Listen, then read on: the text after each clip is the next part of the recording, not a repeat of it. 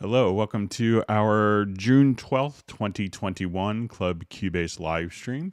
We'll get started here in just a couple minutes. We'll get some people logged in. I'm going to do a quick audio test on my end, make sure everything is coming through.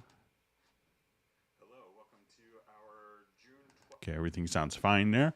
My name is Greg Undo. I'll be the host for the live stream today. We're doing a special Saturday edition of the live stream, so we'll see if we get some fresh faces, or maybe people who are kind of busy during the week with work commitments. So I figured we'd give this a shot, and we'll get started in just a couple minutes. If you have not attended a Club Cubase live stream, how it works is you can submit questions in the live chat field or send questions in advance to clubcubase@steinberg.de.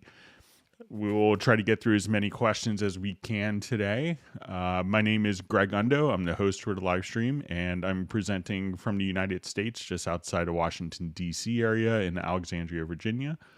So we'll get started here in just a couple minutes. If you are attending the live stream live, feel free to introduce yourself and tell us where you're from. If this is the first time you've been on a live stream, let us know that as well. As we go through different questions, realize that some people, will, as questions are asked, my ability to actually answer questions will not be able to keep up with all the questions that are being submitted. We'll try to go through each of the questions chronologically. But occasionally I may lose a couple of questions when my chat field resets itself and refreshes. So I'll apologize if I lose questions. And if I do, I'll let you know. But if you want to just ask your questions, and as you ask questions, so since I will be behind kind of the live chat field, if you don't see an immediate answer to your question, just be patient, and if we could try to avoid asking the same question repeatedly in the live stream, that would be a good thing if we could try to avoid that. Also, when you ask your question, if you want to indicate exactly which version of Cubase, which operating system, so it could be I'm running Cubase 11 Pro on Windows 10 or Cubase Artist 10.5 on Mac OS, Big Sur, stuff like that. That information sometimes will be helpful. So wait another minute or so and get people logged in. We'll try to go for about 4 hours today. We'll see how it goes, and we'll see if we get more people coming for Saturday. So if you let me know if you are attending this first time, if it's a Saturday, if it's better for you, we could maybe do once a month on Saturday, if that makes sense, or if it doesn't matter what day it's on and you watch it remotely. So just let us know. And during this time, my family is at home, so I may get interrupted by my son. My wife is also at home, and I have my brother's family is coming to visit today. So there may be an interruption or two, but we'll try to minimize those to whatever we can keep it to. So let's go ahead and take a quick look. And if you haven't subscribed to the Cubase YouTube channel, make sure you get a chance to do that. And if you learn a new tip or trick during the live stream today, if you could hit the thumbs up button for a like, that would be appreciated. That allows us to continue to do these live streams and kind of teaching people how to get the most out of their Steinberg software. So I just want to give thanks to a couple people that help out. So we usually have Agent K, who's kind enough with Jazz Dude to do some moderation as needed. We usually have very well-behaved attendees, so that's great. So thanks to him. We also, if you wanted to search for topics on a live stream, we will have an index posted. It's generally posted within a couple of hours. I may not get to the index to have it posted until tomorrow. But if you wanted to search for previous indexes, you could, Jan, who's usually on the live streams, you could go to cubaseindex.com. Also, another wonderful resource of Steinberg information in addition to the official Cubase or Steinberg YouTube channels is the Cubase Nation Discord, and Jazz Dude does a lot of work in making that just a wonderful resource of information. So with that, let's go ahead and get started. Okay, let me roll through some questions. Okay, so we just see, hey, I just started downloading everything in Cubase 11 Pro, and I'm looking for a device on where best to place and store the files. It's going to my C drive. Should it be there or on an external hard disk drive? So generally, it's probably advisable to have the main application on your C drive, and depending how big your C drive is, and if you have enough space, you could put all of the content. So when you get Cubase, you get a lot of instruments like Groove Agent, Tally, and Sonic SE, Pad Shop 2, which all have their own content libraries in addition to collections of wonderful loops. So all of those can be stored on any location, and you could use a program called the Steinberg Library Manager. So once it's installed, we could just come over here to the Steinberg Library Manager program. So if I just wanted to open this up.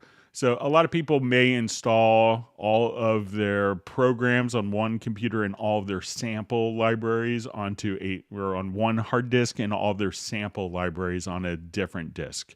I currently have everything on my MacBook Pro that I'm using here. I currently have everything on one drive, but my personal studio computer, I have a dedicated kind of SSD drive for all my samples and loops. And that way, it could take different hard drives for playing back audio files. That's not required. But if you have a dedicated hard disk that you want to keep all of your sample libraries on that can be portable and move around with you, you could have an external drive for that. But it doesn't really matter wherever you install. But if you install it onto your C drive and then wanted to migrate, you could go to the Steinberg Library Manager and just move all of the content.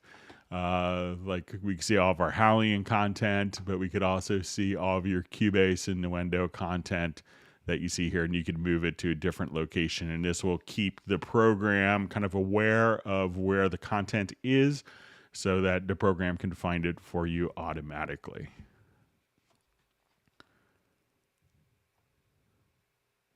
Okay, so according to Tim Weinheimer, it's Happy Record Store Day. All right, so we have Brian Sawyer checking in from Coastal, North Carolina. All right, so we see Space Crawler, Filter Freak, John Costigan from Kenosha, Robbie Bowling from Dallas. All right, so we have Fab checking in as well. All right, so we have Jan from CubaseIndex.com checking in from Stockholm. All right, we have Ken checking in from Norway.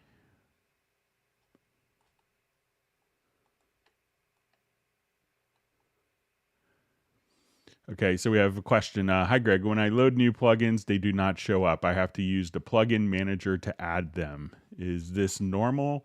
So if we have your plugins in a collection, so you could come over here, and if you have a collection, newly created plugins won't show up. If it is the default collection, it should automatically scan. If they're VST2 plugins, you may have to define a particular folder. So if you go to the settings cogwheel here, if you go to Studio, to VST Plugin Manager, you could see kind of this little settings cogwheel here, and make sure that it's a VST2 plugin path. So this is where the .dll files, or where the plugin files are located, what folder that they're installed to. So make sure that this folder is added, and then you hit refresh.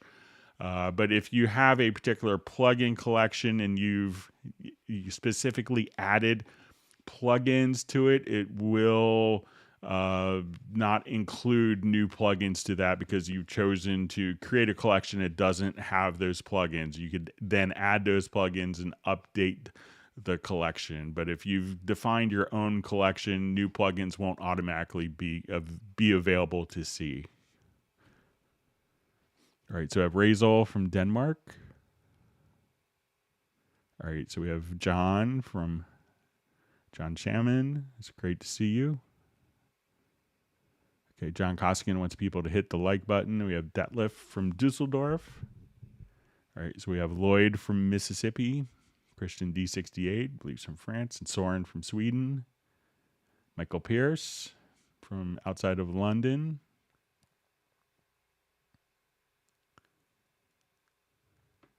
Okay, so we have a question from Derek in Toronto. Is there a way to make it easier to see the reference MIDI in VariAudio editing? So if we wanted to see a reference for our VariAudio, I'll just take a quick look at this. Let me load up a project.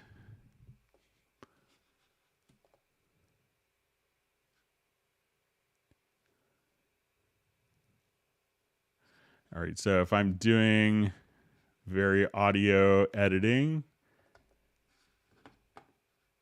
I'll just take this to full screen. So if we want to see our reference, so all you have to do if I wanted to see this in conjunction with, let's say, a piano part, is just to come here and say, let's look at the piano part, and then I could see the reference of the MIDI parts, kind of, overlaid or underlaid with the notes that are going on directly in VariAudio. So I'm not sure if that's an easier way than what you're doing or the same method of what you're doing. So if you wanted to see no reference MIDI track, but if you just kind of click here, you could choose the different instruments that are going on. So if I wanted to make sure that this was matching up to the piano part, we could see the piano part as a reference. Okay, so Derek is liking having it on Saturday, and Antonio also. Great to see Walter Blackledge from St. Louis.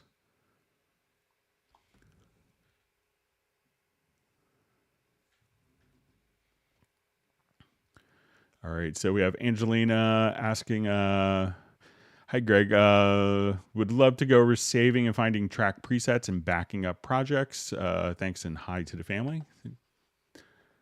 Thanks for the warm wishes. All right, so let's say if I wanted to find track presets. So if you go to your media bay here, what's kind of great about this is you could go to presets and you could see track presets. So if I just wanted to find audio presets, at this point I could say I'm looking for vocal. So these are all just different track presets for vocals. And if I wanted to apply them, let's say to this particular track, all you have to do is just drag it from the media bay. And we can see on this little yellow area where it will turn into like a little green arrow.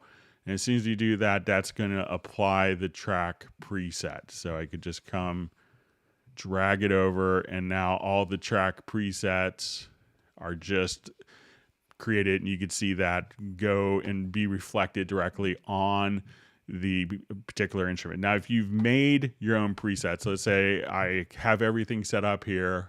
At this point, I could save a track preset. So I will save this, and we'll call it Angelina.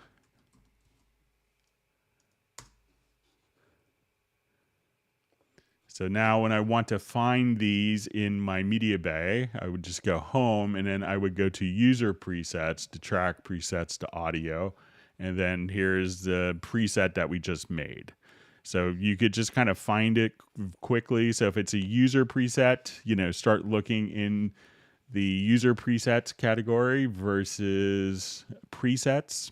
So, and that should be, and again, to save track presets, just right click and save the track preset. Now it'll give you all your inserts, channel strips, EQ, volume pan, as well as your phase, your polarity setting.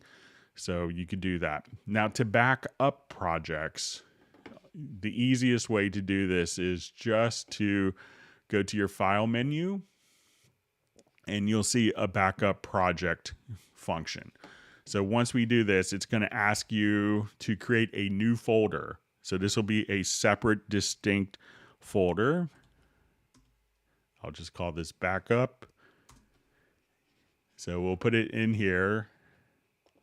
And now at this point, we could give the project a name. We could keep the current project active. We can minimize audio files. And this will be if we recorded, 10 minutes of a guitar part and we used 4 seconds of it, that it would not carry over the 9 minutes and 56 seconds of that audio that we're using.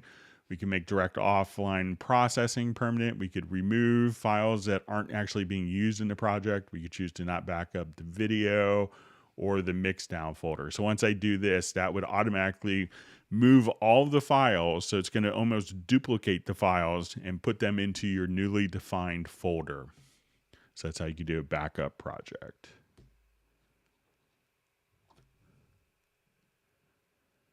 All right, so Ken wants people to go ahead and blow a kiss at the like button. All right, we have D'Artagnan. I'm D'Artagnan from LA area checking in. Sorry if I mispronounced your name there. All right, so we have Matt Elston from London, Carlos from Colombia.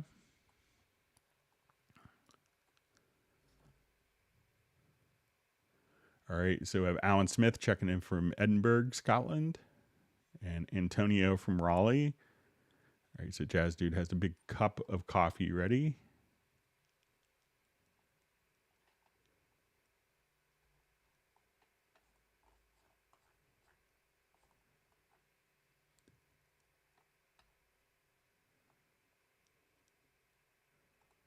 All right, let's see if we have more questions. Let me just check. And if you have questions, you could just ask in the comments field. I know we had some questions that were emailed in advance, but feel free to ask. Let me just make sure.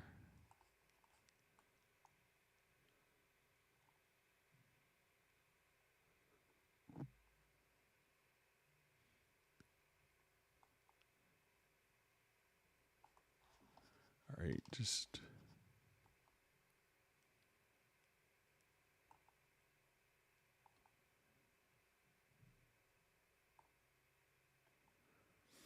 Okay, so we see from Douglas, thanks, it's just a comment, thanks Greg, last week, as you suggested, taking video off high DPR in Cubase to stop the jerky stationary cursor in my Cubase 11 Pro. It worked for everyone's information. That's great, thanks for letting us know.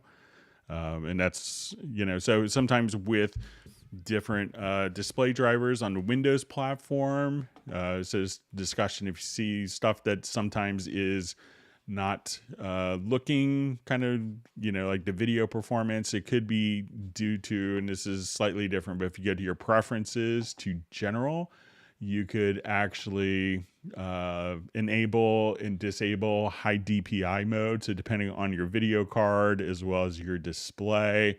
So as soon as we come over here to general, you'll see a high DPI mode. So you could try to toggle the behavior of that when you run into something that looks like a graphics anomaly, because a lot of third-party components may not be high DPI compatible.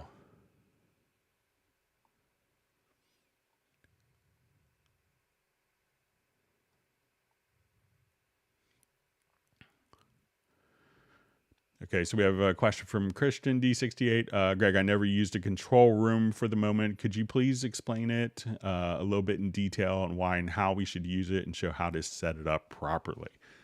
Okay, so let's say if I wanted to do just a little bit of control room, and we can think of the control room as just another way of, like a monitoring stage in our project. So when I come... a lot of times when we see mixing, they may use their master fader as their monitoring volume. So this is the master fader of our mix. So if I play this and I adjust the master fader down, we can see that the levels are going to be, significantly less. So this affects so if I exported the file and my speakers were cranked up, and this is a good monitoring volume, but what happens is now what this does when we go to export, it's going to actually drop it down minus 26.7 dB in volume. So a lot of people use this as their monitoring volume. So what we have in the control room is the ability to set the monitoring volume without affecting the gain structure of the mix itself. So how this is set up, and this could be, it just could seem a little counterintuitive, is you go to your outputs, and for a lot of us that have more than that have a stereo out, what we could do is we want to define our stereo output, but leave it to not connected. Let's go to our control room, and here we could add monitors. So we could add up to 4 monitors. We could add a talkback microphone as well as external inputs. So if you have an iPad or your phone connected into audio interfaces, and these use available inputs and outputs of your audio interface. So if I wanted to have 4 separate speakers, instead of having a hardware box to switch between different speakers, I could do this all directly inside of the control room. So once we look at the control room, the first thing we'll have is the ability to have just a monitoring volume that doesn't affect the gain structure of the mixer. So as I adjust my monitoring volume, it's a separate gain that's independent from what's going on with our file of our mix. We could also come over here and choose to dim easily. Now, if I wanted to switch between different speakers, I could just say, okay, I want to go to my Yamahas, to JBLs, to Genelecs, to monitors 4. So you could switch between different speakers without having to have a piece of hardware. Again, you take the audio outputs from your interface or converter and just have cables connected. So you could say, okay, now I want to mix it in 5.1 stereo. So once we have that set up, we could also come over here and do our different monitors. So if we wanted to switch, where we can see this kind of laid out graphically for us, if we wanted to monitor to see what this is gonna, how this is gonna sound, if we fold it down to mono,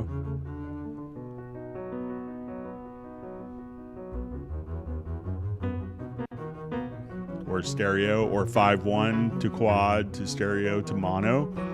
So we could do our different down mix presets. Let's say if you wanted to apply, you could go to the inserts, and let's say as we go to monitors, we could actually adjust the volume for each monitor. So if your monitors are different volume levels, you could adjust kind of the drive of the monitors, so the volume, so that when you switch monitors, that it will actually play back through the different monitors, but at equal volume levels. So once we have that set up, we could also have a phones control. For each monitors, we could also add different plugins. So if you wanted to EQ one set of monitors, maybe you have old NS10Ms and you wanted to EQ those during your mix process, you could apply an EQ to that. Now, people will often use the inserts so that if we had a room correction, or like I wanted to have a plugin, maybe something like SonarWorks, a plugin that can take like an analysis of our room and correct it through different processing capabilities. So you may not want a plugin that's going to be on your master bus. So when we look at it on your master bus, and if you had a room correction plugin, when you go to export your mix, you would want to turn that off, because otherwise the room correction is going to be applied to your particular file. But we could also run these plugins inside of the control room. So this way, just what we're monitoring could be room corrected. Or if you wanted to see what was going on with, like, this is where I would run like a plugin for metering and analysis, like supervision.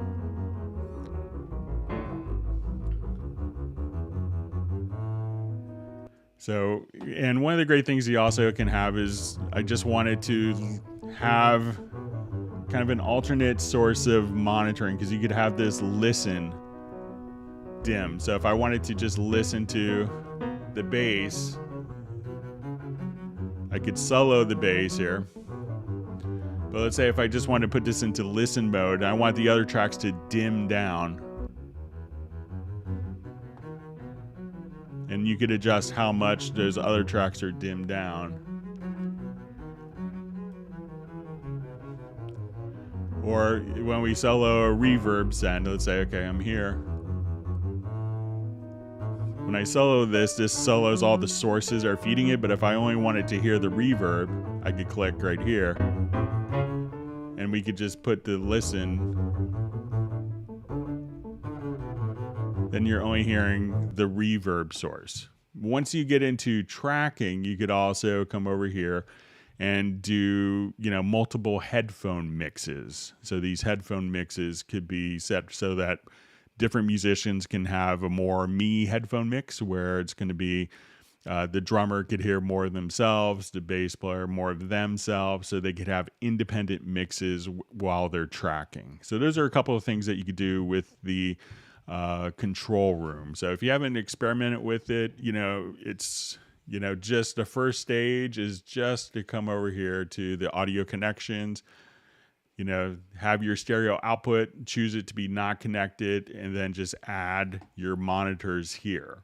And once you start doing that, you'll be able to kind of open up a lot more possibilities and flexibility with your particular setup. So this will, and this is often kind of what we want to use, kind of like the center section of an SSL or a Neve console for, because we could also bring in external inputs. So once we have external inputs, you could just, come over here and be able to bring in different sources like reference material as well. So hopefully that will help you get started with it, Christian. All right.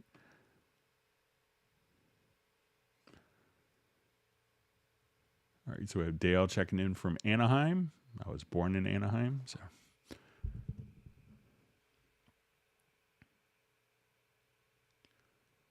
All right, and we have Norton from Augusta.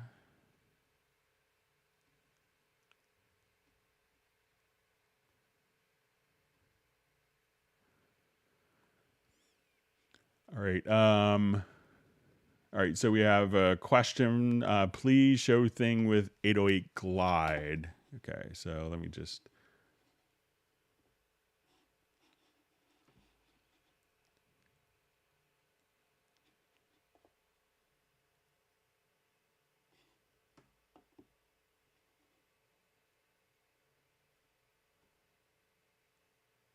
All right. Let me just look for. I think I have a project that's kind of set up for this, and we can use the sampler track for this type of stuff.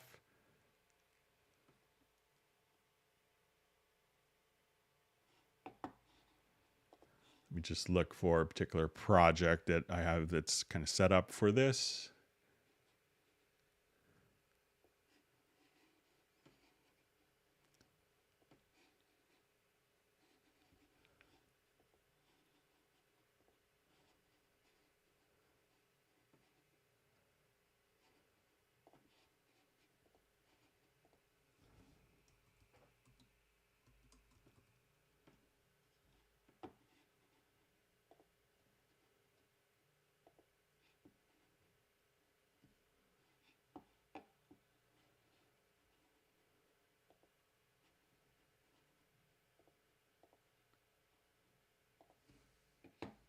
I have one project that's kind of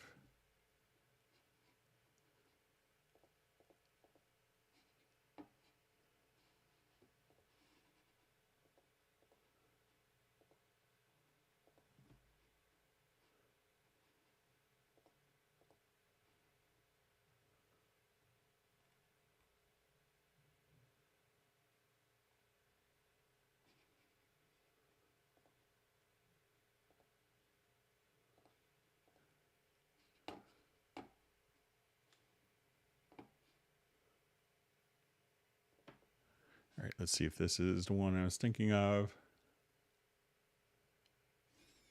Okay, so let's say if we wanted to do some like glide type stuff. So let's say if I wanted to, so let's say I have this as a preset.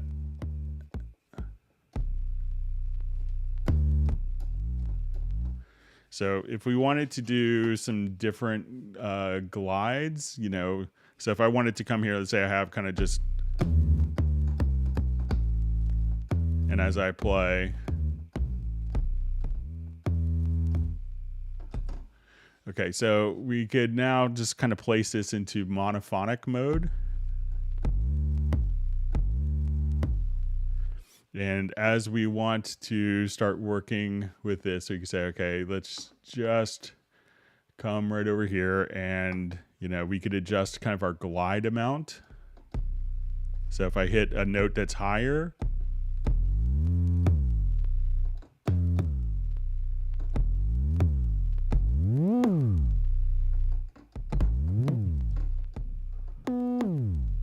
so you could do stuff like that. So you could set your glide amount.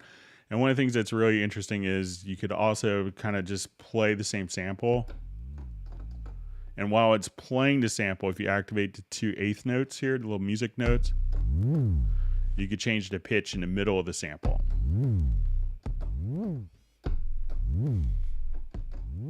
Without having to restart it.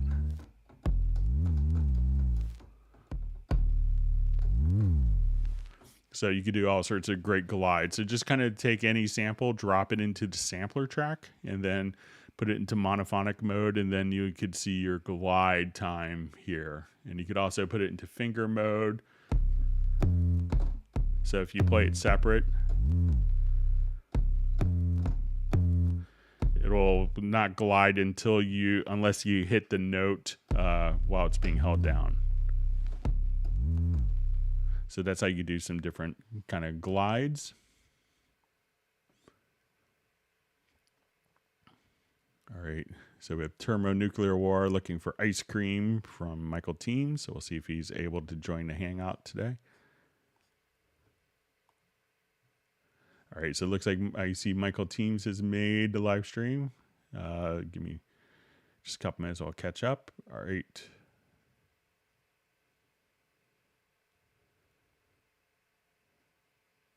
All right, so we have David M. checking in from Liverpool.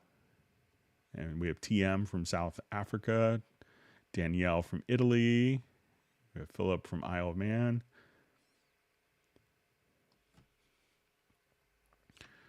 Okay, so we have a question from Michael Pierce. If I cut a loop and the initial transient falls before the start position, is there an easy way to time stretch it back before the start position rather than do it by cutting? All right, so let's take a look.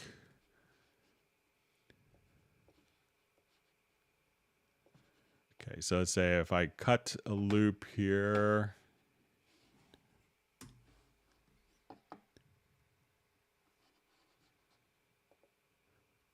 Okay, so let's say I cut the loop and, okay, let's say the transient falls before the start position. Is there a way to stretch it back? So the thing that I would do, Michael, is probably, so let's say if I cut this particular loop and I cut it right here. So what I would do, and I'll just kind of zoom in just to kind of show this. If you hold down Command and Option or Alt Control, you'll see that once you're over the event, it'll turn into two little arrows and then you could just kind of slip the audio. So this is kind of a great trick to just be able to take the audio. So let's say if I cut the audio, and I know lots of people just take kind of different loops and improvisations, and then you could slip the audio directly there. So you don't really have to do any time stretching, but I think if you just kind of do the slip editing, that you could just kind of, you know, get that transient back. So let me know if that works for you, Michael Pierce. All right, so we see Danielle's finally upgraded to Cubase 11. She's saying it's amazing, it's best DAW ever. So that's great. Enjoy. It's great version. So you see a question, if I update to Cubase 11 from 10.5 elements on Windows, will I lose my current configurations, like for setting up my synths and VSTs like Roll and Cloud, or will they carry over? So all your plugins, they will just carry directly over. So you should have just a seamless transition. So.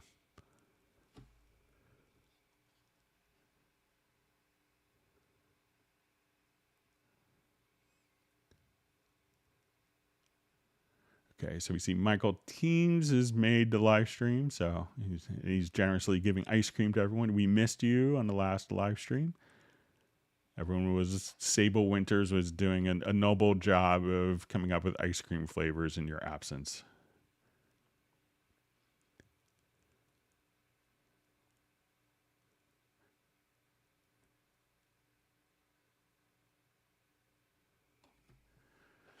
Okay, so we have a question from Capital Razor. Is there a way to open sampler, control, and chord pads at the same time and work on each independently? Please and thank you. So let's go ahead and take a look.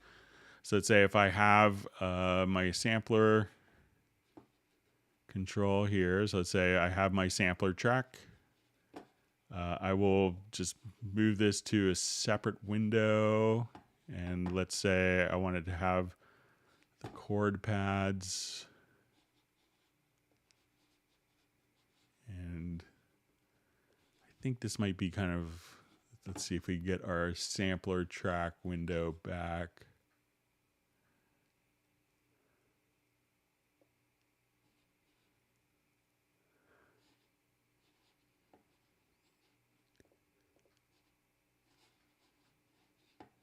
Yeah, so I think that when we do that, you know, it's kind of, I'll kind of mention this, but I know that we could have this window, you know, as a separate window. And I think the chord pads are kind of fixed, but when the sampler control isn't active, let's say if I just come over here. Yeah, so I think they both kind of function. I think once you select something else in the lower zone at the sampler track window, and I haven't tried this on a dual, I just have a single monitor. But I think that once you select, even though that track is still selected, that you go to the chord pads, that once you do that, that the sampler track loses its focus. So I'll play around with it if you want to email me at clubcubase@steinberg.de, but I'll pass that along.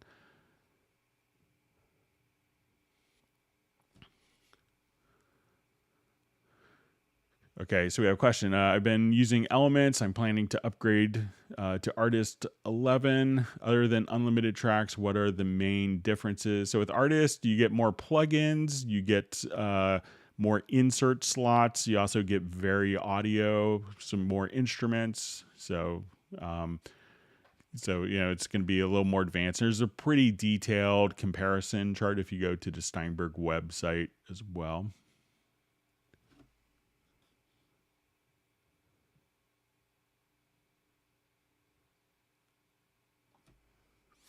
Okay, so we have a question. How to send all bank and program changes again for all tracks used in the current song. Say one external synth was not in performance mode and programs are not set to all Midi channels.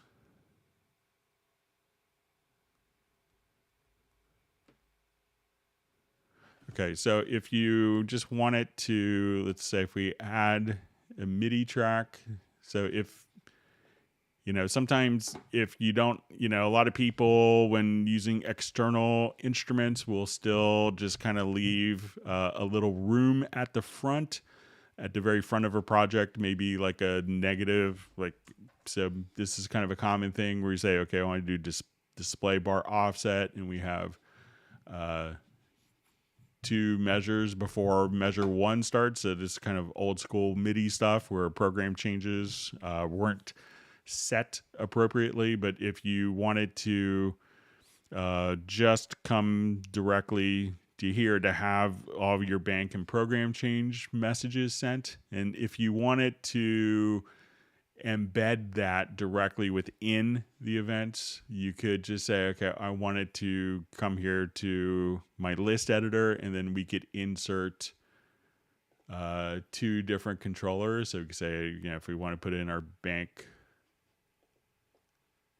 select message here for our MSB or our LSB value, that you could just kind of insert those particular parameters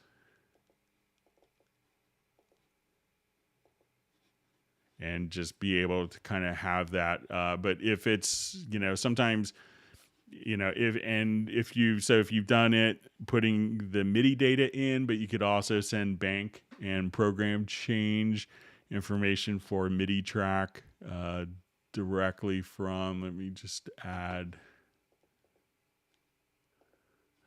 So if you have it sent from here, like these bank, so say if I have a bank change and a MIDI program change set here, and if I wanted to embed that, so this will actually, like when you play, that will send a bank and program change, but I don't think it embeds it until maybe we go to freeze MIDI modifiers. And now that we select this event, if we want to go to the list editor, we can see that it's going to send the appropriate bank and program change information directly at the beginning of the clip. So Fab, if you could let us know how you're sending it. So if you're writing it in the part or if you're doing it from the inspector. So sometimes and also if you have the bank and program change information all going before like the first note of the event occurs,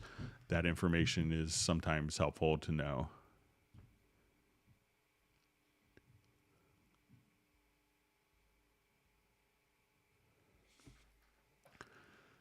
Okay, so we have a question. Hi, is it possible to create a conductor stave at the top of a score that contains information about time codes, click track, and position of important hit points?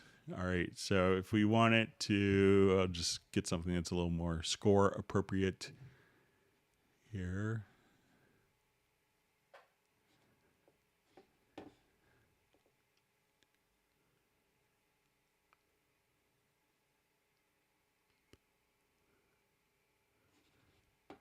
Okay, so let's say I have just I'm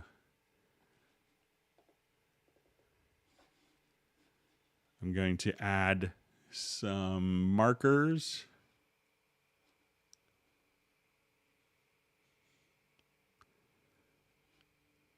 So I'll quickly add a marker track.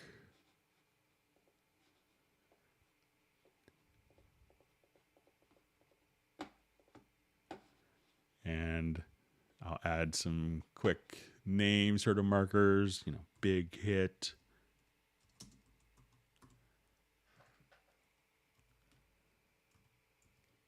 And we'll call this, explosion, car chase. Okay, so I think if I wanted to now just come over here, let's look at it in, let's say we'll go to our score editor. Okay, so at this point, I think if we go to scores and we go to advanced layout, we could just choose display markers. And here we could see the markers kind of automatically show up in the score. So you could just come right over here and just, see the markers. So if you just wanted to go to, and while it's going on with a lot of people, if they're still conducting, they may just kind of play the score. And, you could also put in SMPTE time code as marker information. But sometimes people will also just go to your studio to more options and go to time display. And we could switch the time format to, let's say, SMPTE time code. So as we play, you could always see the time code position. But just in the scores, just come over here to your advanced layout and just choose display markers. You could also show the chord track and some other good things. So, but I think that will get you kind of where you want to, PJ.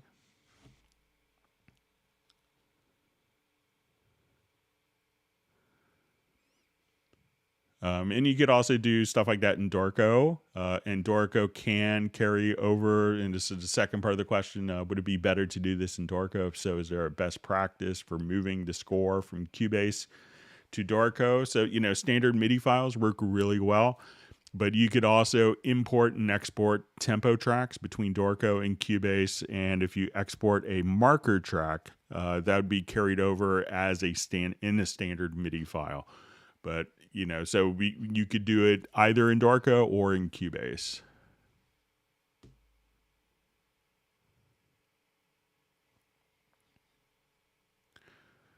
Okay, so we see a question from Fab. How to send a short sysx string before a bank select message is sent to an external MIDI device.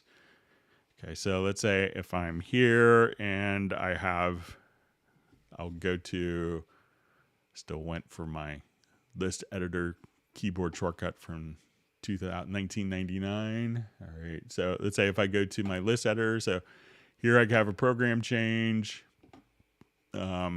But you'll see in the list editor here that you could have controller, and here we could just choose sysx, and at that stage we can say, okay, I want to input a sysx,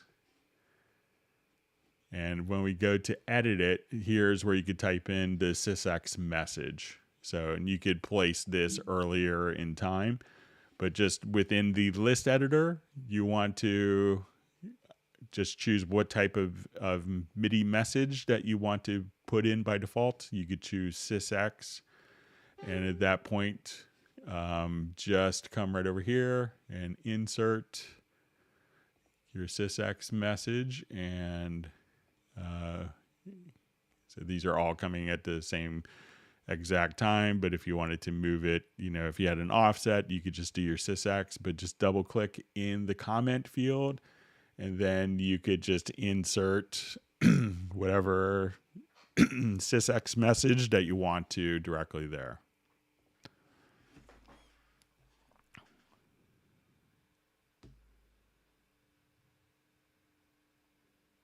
Okay. Okay, so we see Christian D68 is going to be studying how to utilize control room. So yeah, once you get into it, it's great.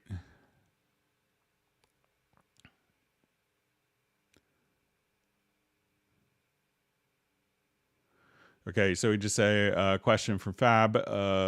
Can you explain sidechain compression workflow given a vocal track, how to use sidechain reverb or ducking? So let's say I'll just jump back to like a piano and vocal. We'll show you just, it's pretty simple to get set up. So let's say.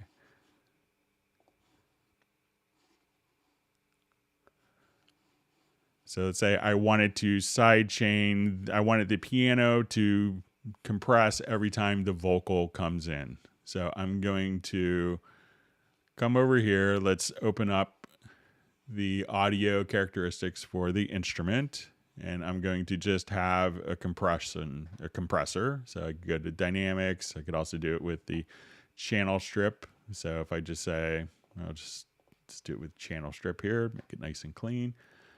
So I'm going to enable sidechain on this particular plugin. So you could do it like that. You could also just, if you wanted to do it with the VST3 plugin, just say, okay, I want it to, this is our piano part. So I want to go to dynamics, and let's go to our compressor.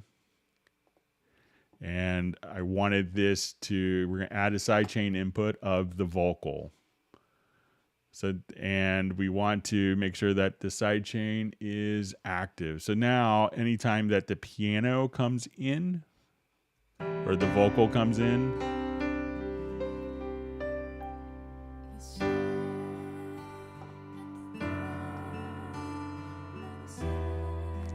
so that way you could just say, okay, I want to take the vocal, and you could see this probably in descend.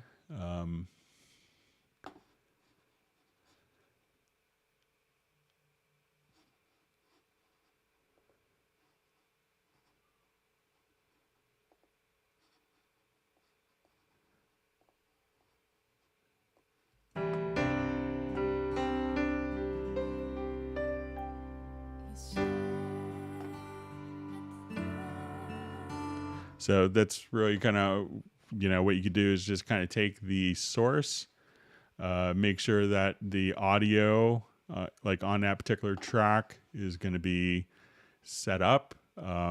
So let's say, okay, we come here to the grand piano, and then we wanted the vocal to sidechain. I'll show it in our context as well, just so you could see it.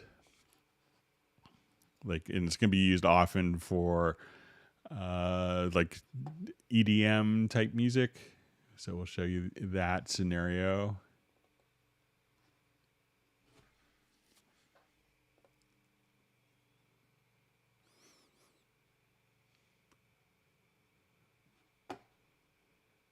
So we'll come over here. Let's say I have sidechain going on. Like,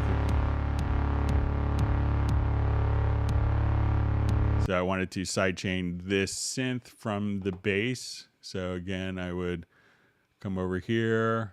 We have a compressor on the bass, and I want to just choose my destination source. So say, okay, I wanted this kick.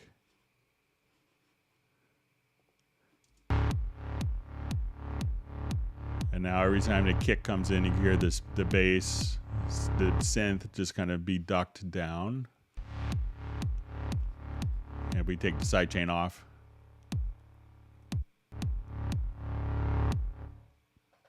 So that's kind of what you do for the sidechaining.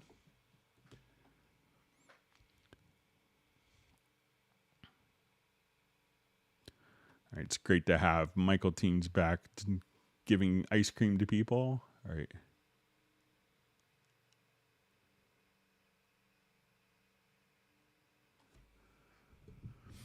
All right, so see, definition from Tempo asks if I want to make that local, global, what is the difference? Why should I want one or the other? Is that a fixed definition that stays with the audio file? Can it be removed? So when you do tempo detection, you could, you know, and let's say if it has varying audio files, what you could do is, and if you want it to have that particular audio file kind of be able to change to different tempos, you'll get a little message saying that do you want to apply, you know, the basically what it's going to do is it's going to apply the metadata. So I'll show it in an example here quickly.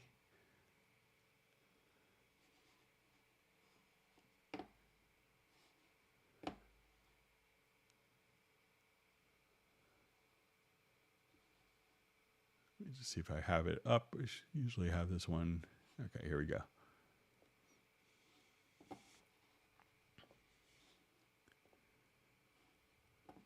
All right, so if we have varying tempos, so let's say if I take this particular file and do a tempo detection of it.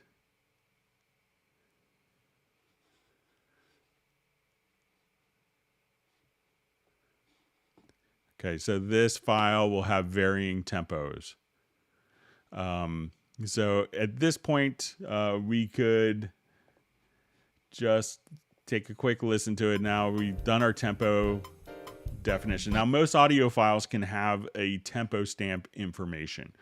And often most programs can recognize a single static tempo metadata from audio files. And but Cubase can actually have the varying tempo changes, this metadata applied and referenced to the particular time in the audio file.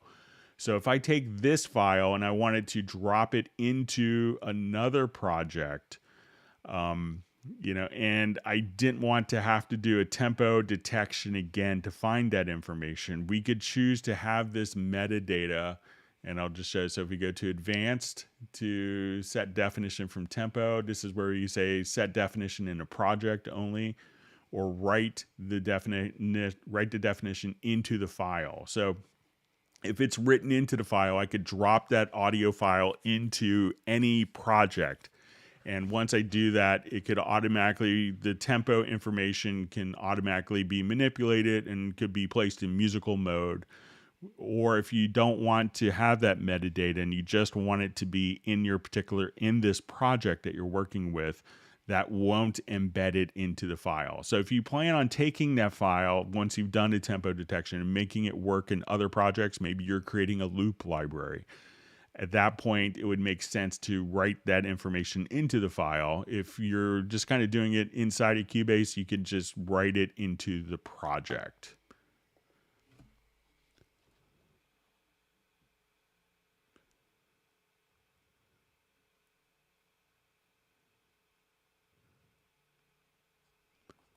Thanks for all the great question.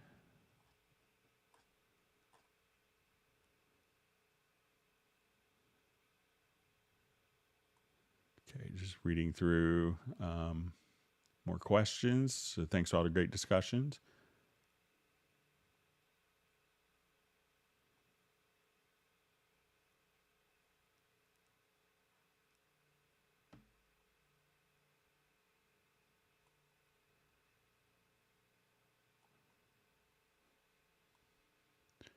All right, so I just see from Michael Teams, someone's asking about a CC121. Everything that works except the fader. It will respond to mouse movement of a fader, but will not initiate fader movement. It does allow the channel advanced, although. So, Michael, make sure that you have the, because it can run on USB power without the motor of the fader. So make sure that you have the USB and the power cable connected for your CC121. All right, so we have Polyphonic Groove checking in from Costa Mesa, not far from our office at Yamaha.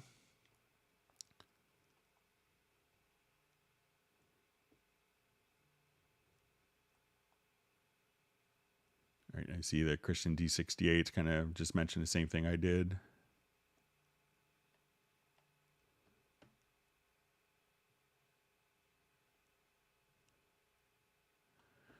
Okay, so we see what is the easier way of converting your G clef, treble clef, staff score to other clefs? Okay.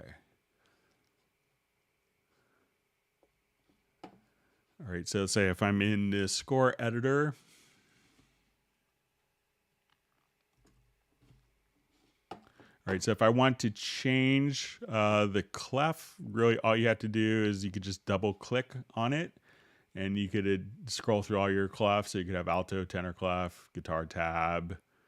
So just double clicking on the clef. And if you have kind of, this little right zone, you could click on the clef here. And this is in Cubase 11 and you could see all your different clefs here. So this will be kind of like more of a context sensitive. So as you click on different components, you could actually just see all of your clef options. And again, that's if you have your right. But if you just double click, you could change the clef. You can just come right over here and scroll up and down.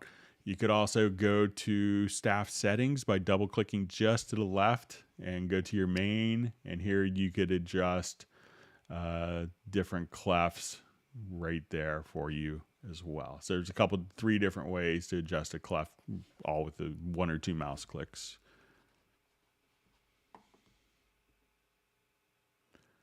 All right, so we have Goran from Switzerland. Thanks for joining us.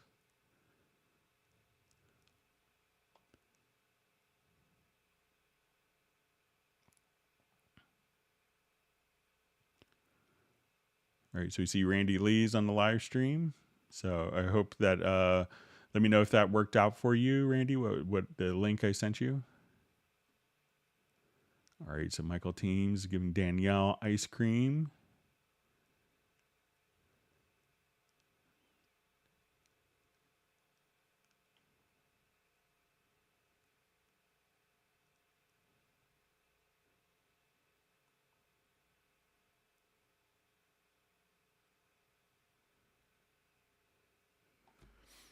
Okay, so we just see there are loop machines available. Is there any such option available in Cubase AI 10.5?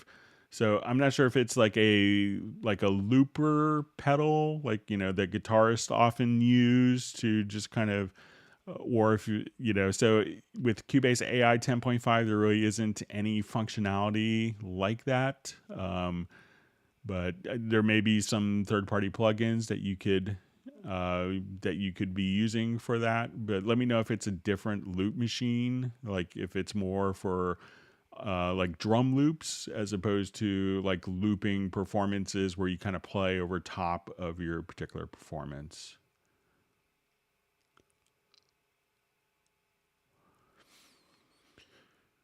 Okay, so we have a question from Adrian. Hi, Greg. I'm struggling to set up a SPDIF input. I think I have to add a device. Is that correct? It's a converter going into a UAD Apollo interface. Cheers. All right, so if you have the SPDIF on your UAD interface, so what you need to do is go to your studio connections, go to your studio menu to audio connections, and you want to say your inputs here. What you need to define is you can say, okay, I want to create a stereo input. So we click on add a bus, we'll add a stereo bus. We will call this our SPDIF in.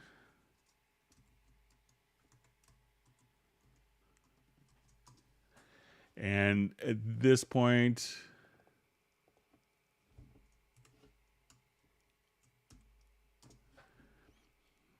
okay, so, and you'll see under the device port, this is where you want to make sure that the SPDIF input is set for the correct input for your UAD interface. So the SPDIF inputs you should see directly here. Configure those, and then when you want to record, you would just add an audio track, and you want and once you do this, we can say, okay, I want my stereo in or out. You say I want audio inputs, and I just wanted to add my SPDIF input, and that should automatically send that information directly to there. A couple things to be aware of: if some SPDIF inputs, if it's a Toslink connection, you may have to determine in the UAD software if it's seeing SPDIF or an ADAT light pipe.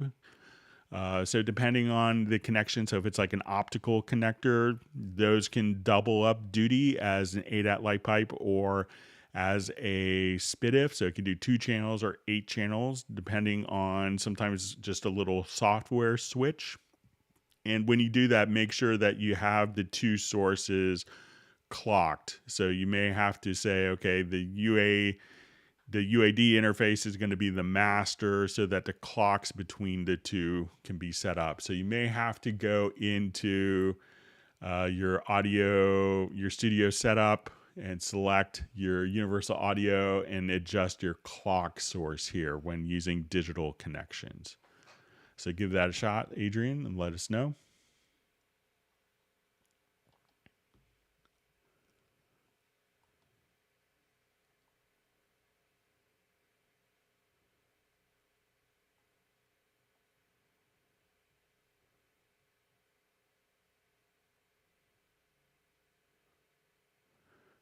All right, so you see from Kyle Kennedy, thanks, Greg, for spending your Saturday with us. Yeah, I was planning to it was my son's last day of school yesterday, and then they're having all sorts of activities in the late afternoon, and they all got canceled because of rain. So I could have probably done the live stream, but I got to play bass on a song for Gareth, so.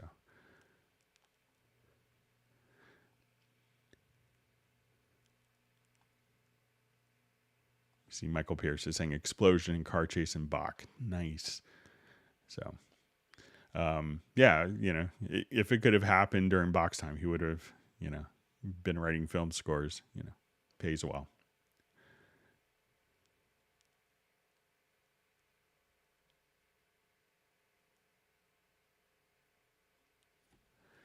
Okay, so we see from Fab,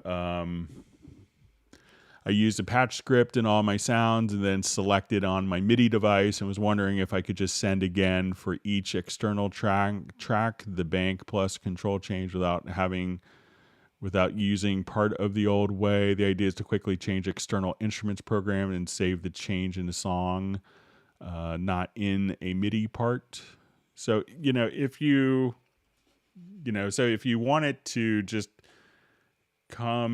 so say if we had a MIDI part, So let's say we have our MIDI part here.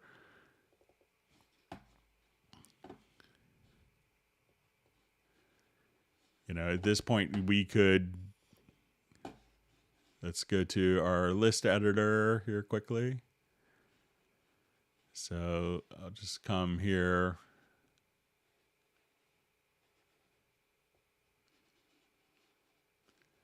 Okay, so let's say, okay, just want to send controllers. So I'm at measure 142, let's say, and then I want to send a program change. Okay, and then let's say I move on down later in the song, and let's say I have all sorts of wonderful.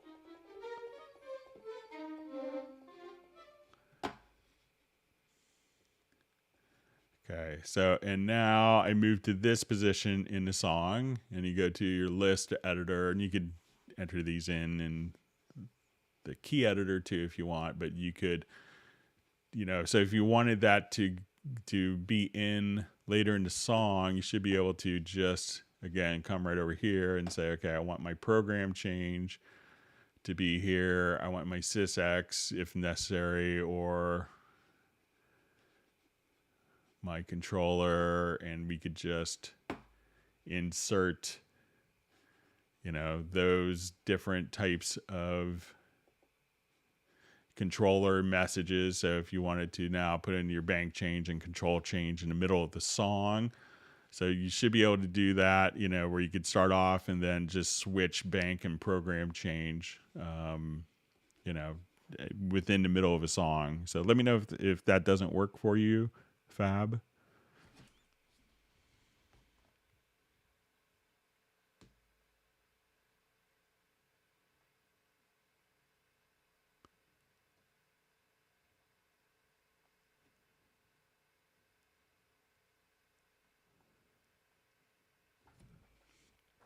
Okay, so I just see, hey, how can I have two split workstations in Cubase Elements?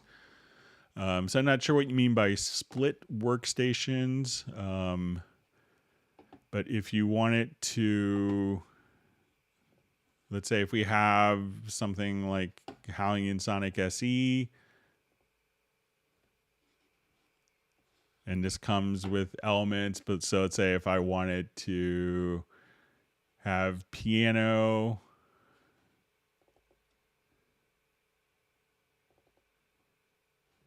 all right, so say, and let's say on this voice, I just wanted to have an organ sound.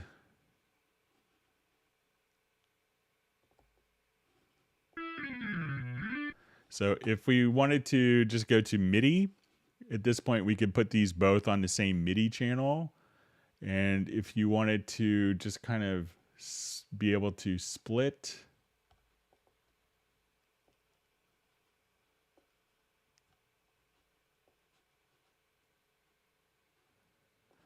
where here we could just say, okay, at a certain point,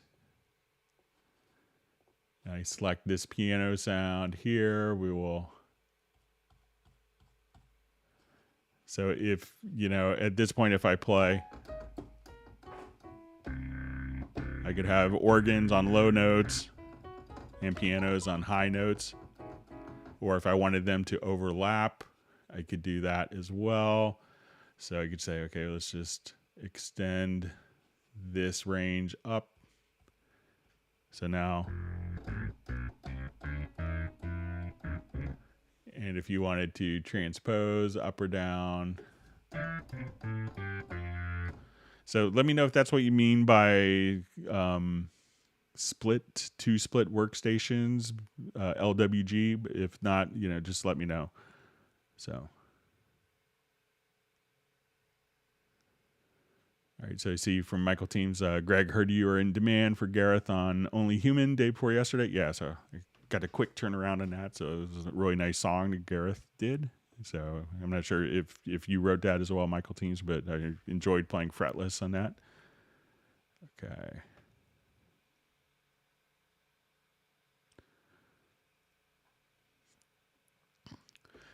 So we just see, is there a way to create a condensed conductor score in Cubase? So it really kind of depends how you're starting off. So many people kind of do condensing. And if you're not familiar with condensing, is like, if you have two French horn parts that they're played on one track for the conductor score. So many times in notation programs, people would write each part out, and then instead of like four horn parts for the most part that are playing identically, let's say, they could all be condensed into one particular one particular stave.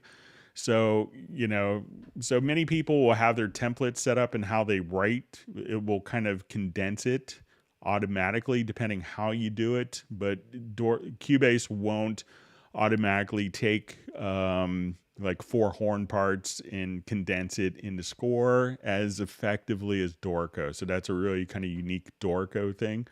So if you want to do lots of condensing, I would really, recommend, Dorico for that.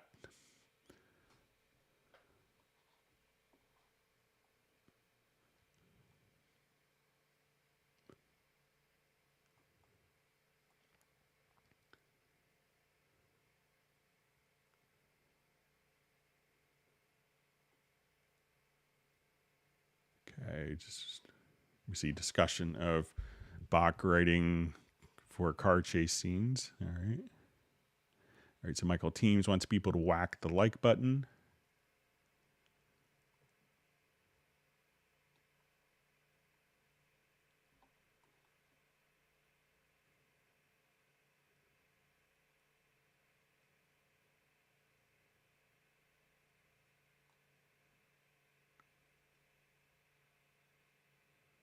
Okay, reading through comments.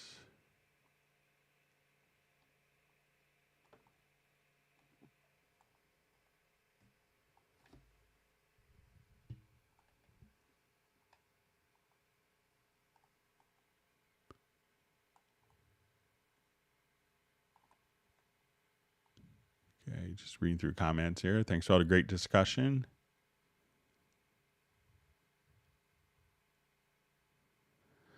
Okay, so I get 5 scoops of coconut almond fudge ice cream.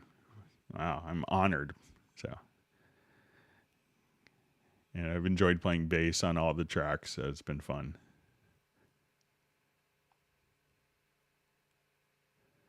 All right, so we have Noche Astral on from Mexico. Thanks for joining us. And we have Stefan from Sweden.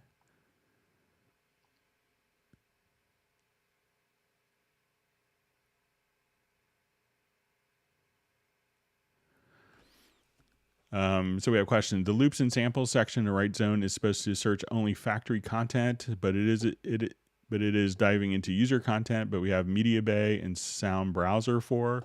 So this is really so you can find both factory content as well as user content. So one of the things that a lot of people, when you first kind of jump over to, let's say, our loops and samples. Here we can see all the kind of the factory content sets, or if you purchase additional factories, all the metadata with pretty pictures will be there. But if you have your own areas, you could just simply come over here and just say, okay, I want to go to File Browser and I'm looking for this particular folder, and you could define your folder. So let's say I wanted to look in a particular folder. So let's say my game sound effects, and I really like this particular folder. So what I could do if I wanted to is you could right click and add it to a favorite. So I'll just say, let's call this game sound effects, SFX. And now quickly, so they'll kind of get you different, to different areas, So sometimes you may go more extensively for Media Bay, but if you wanted to just look for your favorite user presets, here we could just say, okay, I'm looking for, or I'm just looking for favorites. So now I could just go to my game sound effects, and we could just have this here. So this is just kind of, think of it as like an abbreviated interface of the media bay. For most things, you could find your factory content as well as under the file browser, any file that's on your system. So you could use all of this. Some people just do everything here. Some people do everything on media bay, or you could use a hybrid, or use neither or one or the other. So it's really just kind of a personal preference.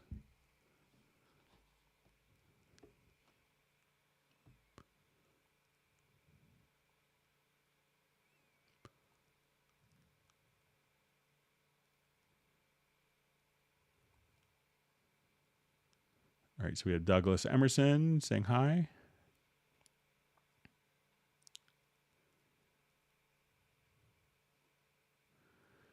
All right, so we just see can't add video file no matter what format, can't extract audio from the video file. So, there are particular codecs that, video files aren't like audio files. I just kind of saw like an interesting discussion on I think it was a Steinberg oriented Facebook group of, it's like, all the codecs are driving people, it was driving this guy crazy. And, companies will spend a lot of time to compress and decompress the video file. So like a WAV file will play in any program that plays a WAV file pretty much. So it's kind of a universal standard, but video files are going to be significantly different. So if you shoot it on your camera, it may have variable frame rates where, it's using 2 frames a second here and it's using 30 frames or 60 frames a second for the next minute. So, most programs don't like variable frame rates. So if you want to figure out, and when we deal with video files, realize that, the video file format doesn't really tell the whole story. That's just kind of a container file, and there's codecs that will work with it. So we'll take a quick look here. I'll just show. And if you go, I think you just Google video support in Nuendo Cubase, Wavelab Dorco, you'll get this little help center article, and this will show you the exact, video files and their codecs and their containers. And there's lots of different utilities that can convert it to these, and these are pretty standard. The containers. So if you're in like a .mov file, you could use these. In AVI, in MP4, you could use these different containers. And so make sure that it's kind of falling within this. It may also, have to have an Avid DNX encoder depending on where the video came from. So, the companies spend a lot of time to optimize these things, and unfortunately it's a whole set of non-standard standards that's constantly evolving. So, but you could try so if you let us know exactly which frame rate, which video file, the codec, and there's utilities that show you that, and turn it into one of those that could be read by Cubase, you'll be fine.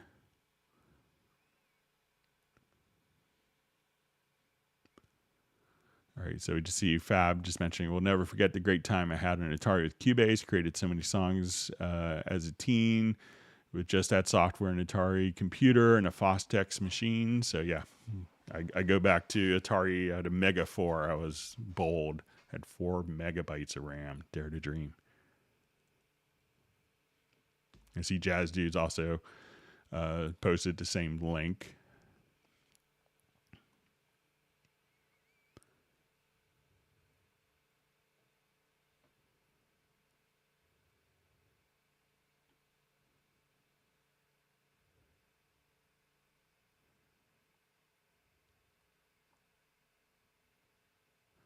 All right, so we see Pablo and Gareth are working on sessions for the Hot Mess project, which Michael Teams is on, and get to contribute bass parts. A lot of fun. All right, so we have Marvel Jam joining us.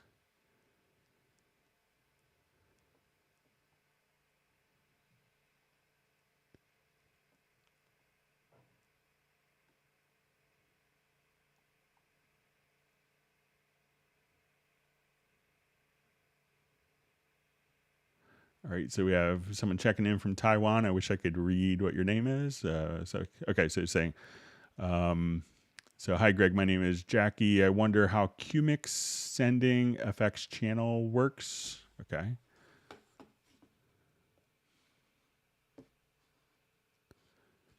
Okay, so let's go ahead and set this up.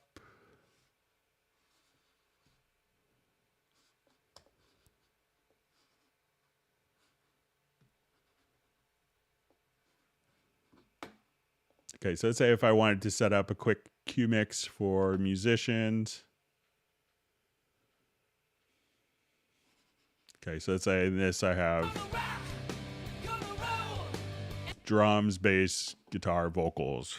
Okay, so I'm going to, let's go, I'm going to take it to my full screen mix console view. I'm going to select all of my tracks.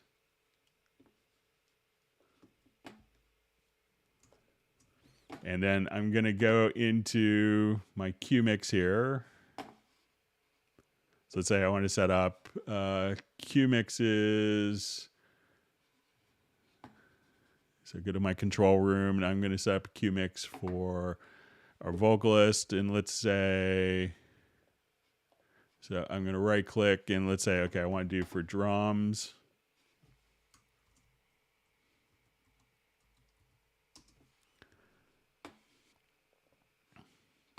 And let's add a QMix for our bassist.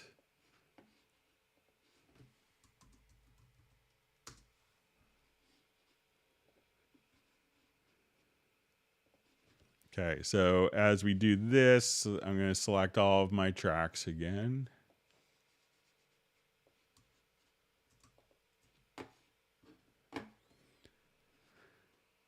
And I want to right click in the control room. We're going to go to all cues, and I want to use the current mix. What I want to do first is to activate the cue sends on all of the tracks. And then I'm going to use kind of the more mix, the more me mix. I want to use the current mix levels and apply those to all the tracks. Okay, so let's say at this point I want to take my drums and I'll just send them to a reverb. So I'm going to come over here. Let's create an effects send for the reverb. And I'll just add way too much reverb so that it's obvious. So I'm going to add an effects channel to the selected tracks. I'll create it outside the folder. All right, so now when I play,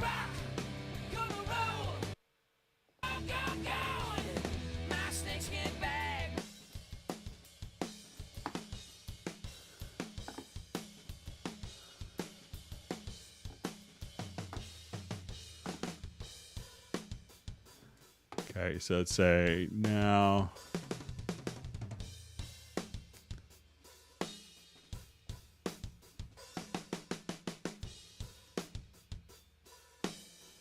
Okay, I'm just gonna.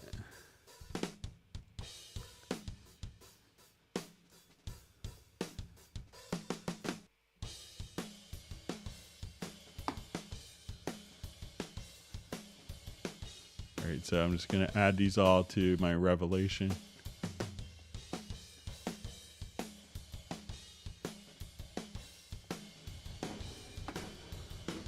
Okay, so now it's all kind of being fed into my Revelations, let's say.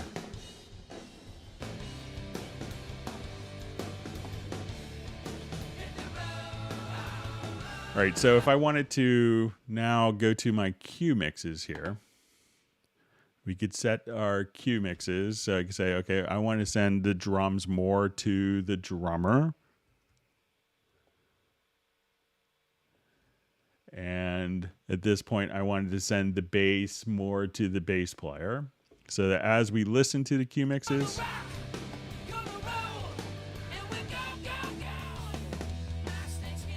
so now because I have the more of the bass going into the bass player's Q mix, and let's say the bass player wants to hear more of the kick drum. And then we could do this just with the effects as well. So now the effects are being sent directly into the Q mix.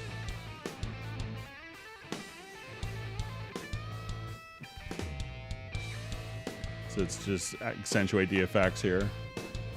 So as soon as I send this slider, this is going out to the bass player's headphone mix. And if I wanted to listen to the drummer's headphone mix,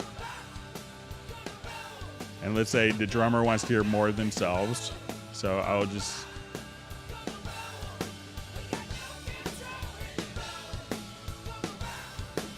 And if the drummer wants to hear more reverb or less reverb, no reverb in their headphone mix, but the engineer wants to hear it. This is what, let's say, the bass player's hearing.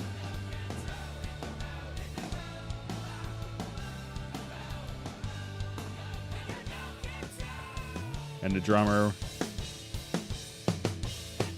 now say the drummer wants to hear the headphone mix, you could just, I'll just rewind here. So the effects channels can be routed to the Q sends, just like any of the other sources. So, all right. So Loretta is saying she likes one Saturday per month. So we'll see if we can get it incorporated.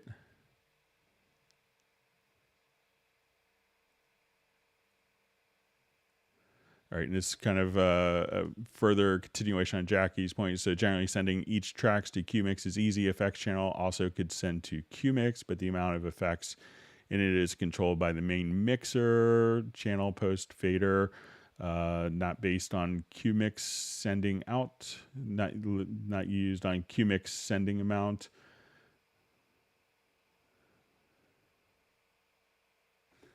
Yeah, there's one preference that might help you with this. And it's just kind of coming over here. Let's get to preferences. And this may help you, Jackie. So if we come over here, I think it's going to be...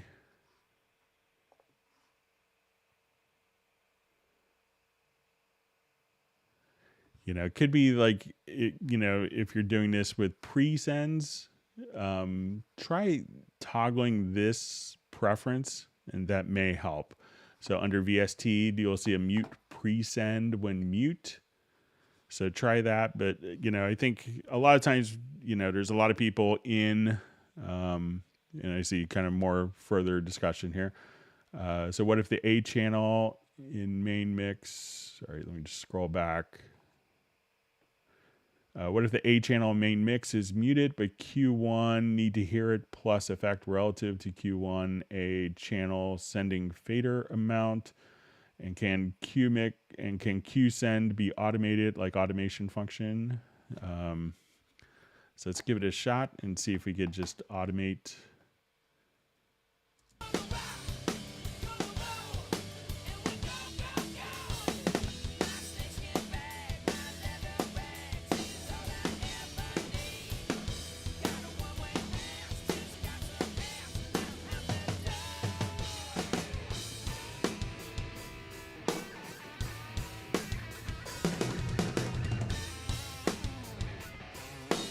All right, so I'll rewind a little bit here.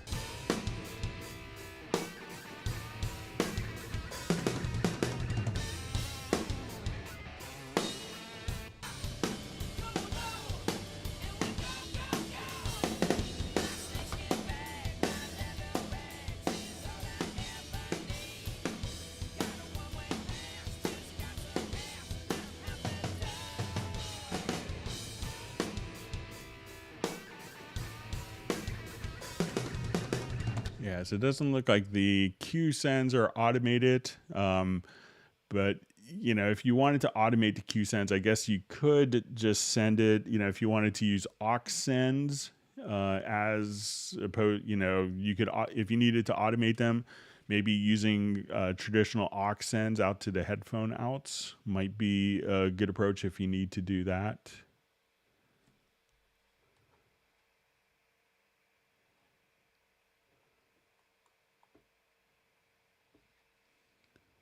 And please don't apologize for your English. It's probably much better than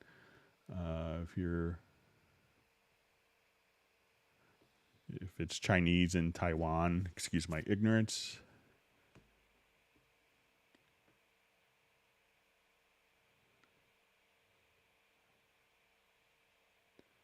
Okay, so Marvel Jam whacked the like button, so thank you for that.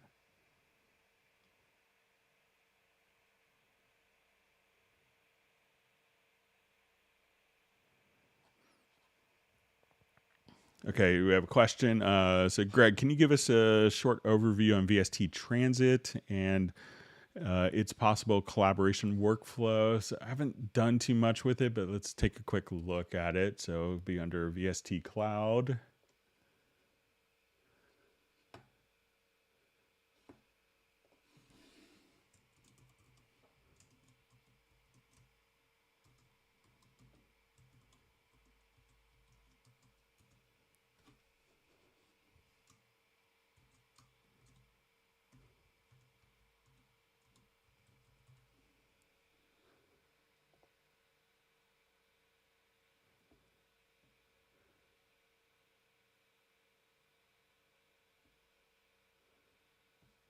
Let's see if I remember my password. All right, so and I could probably maybe have something more prepared for this on Tuesday, but if I wanted to come over here, I think I could select different projects.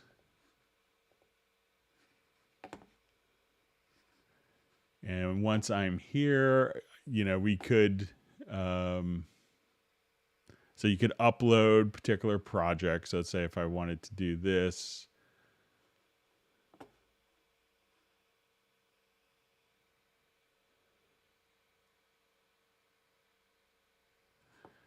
you could see the particular tracks, and then you could upload or make different tracks invisible. So as we kind of work with, so if I wanted to upload this particular track, and then it's basically you could, invite friends that are on and choose to collaborate with them, and they could download a particular track or the whole project, and then you could upload changes on it. So I will see if I could have maybe something more prepared for Tuesday's live stream to show it. I haven't done a lot of work with this, but I probably should. But it's kind of the basic concept is you could upload your project to the cloud, invite people to download the whole project, or just to have access to particular tracks. Like if you wanted someone to play guitar solo or edit vocals tuning, you could do it via VST Transit.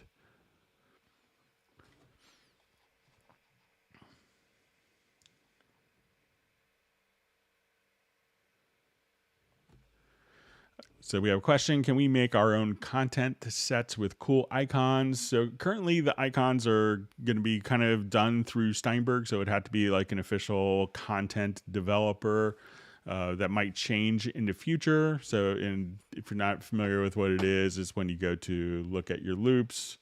So I'm not sure if there's intended restriction or if there's strict adherence to guidelines and being kind of within a content partner program. But I'll kind of bring that point up again. Okay, so we just see a question, how to export stems. Okay, so if I wanted to export stems, so stems could be different things. They could be groups, or they could be like, I just wanted to export everything in this project as an equal length audio file, so that Homer Simpson, using any other program in the world, can just load it up and hit play, and all the files will be there. They're all the same length. So to do that, go to your file menu to export, and we could do audio mixdown. When you're here, you could choose you want to do multiple. At this point, we could say, okay, I want my stereo mix. I want all my group channels, all my effects channels, all my audio channels, VST instruments, if you have them, Midi tracks. And what this will do is, and we have different processing. So if you wanted to include the inserts and channel strip, and this will maintain, so that will include your inserts and channel strip. You could have it be completely disabled. So your mono track stay mono, stereo track stay stereo, 5.1 track stay 5.1. You could also include groups and sends or the master effects, and you could include all of those different components. and then click on add to queue. And this would just simply, you can say I want it to be a WAV file, 48K, 24-bit, or whatever bit depth sample rate that you're working on, and then just start to queue export. And at that point, it could go into its own unique folder. And if you want to put it into a mixed down file, and you could just make stems that way.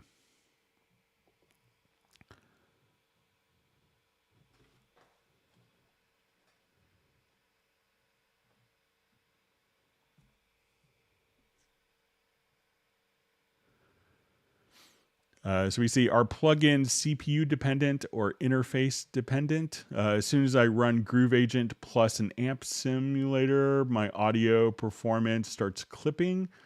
So, all right. So the plugins are generally going to be CPU dependent. So some interfaces, like the Steinberg UR interface that I'm using, the UR24C, has built-in DSP, and you could access effects on the particular interface as well, like during recording and tracking. But, for the most part, I would say 99% of the time, it's going to be, some interfaces like the Universal Audio, the UAD interfaces will have processing as part of the interface where it could do its own number crunching. But generally, most of the time, it's going to be running off of the CPU. So it says, as I run Groove Agent plus an amp sim, my audio performance starts clipping. So if you see, clipping, one of the things you might have to do, the first thing I would do anytime you see performance clipping is just to go to your studio menu, to studio setup, and go to your control panel and increase the buffer size and see if that makes a difference for you. So, and that could automatically kind of change that. If you have, effects that can take so that would be kind of the first thing you do, because you could think of it like a conveyor belt. If you have to do, if you're doing twice as, let's say, you have, imagine, goods going down a conveyor belt, and you have to take them twice, if you have to do it 4 times or 8 times faster, putting it into smaller boxes, that's harder for the worker and it's harder for the CPU. But if you're doing it just, like larger boxes, then you can have more time to catch up. All right.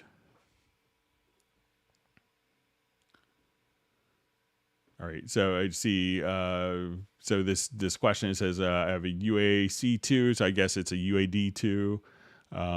So generally the UAD2, I'm not sure if it's the interface or if it's just the DSP accelerator. So if it's a DSP accelerator, it's going to be running off of the DSP, but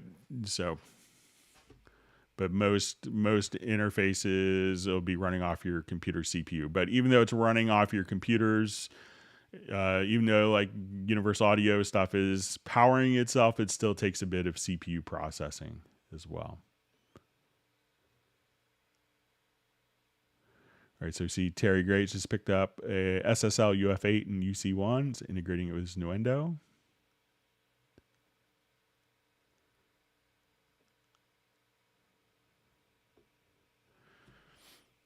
All right, so we see a question. Can you explain the pitch bend, unable to increase, decrease up to notes +2, -2? All right, so the pitch bend for instruments is actually going to be determined by the instrument itself. So if you come, so let's say if we have a Hallian Sonic SE, let's see if I can remember where to find the pitch bend information here. So let me just...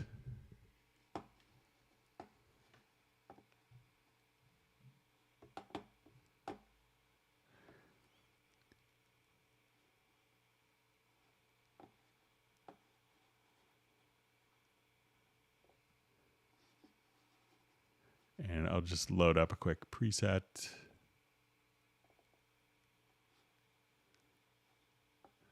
All right, so, pitch bend will always be, actually set by the particular instrument. So if you're only getting, you know, like two steps of pitch bend that's going to be determined, you know, by the actual instrument that you're working with. So let me just forget where this is inside of like Halion Sonic SE.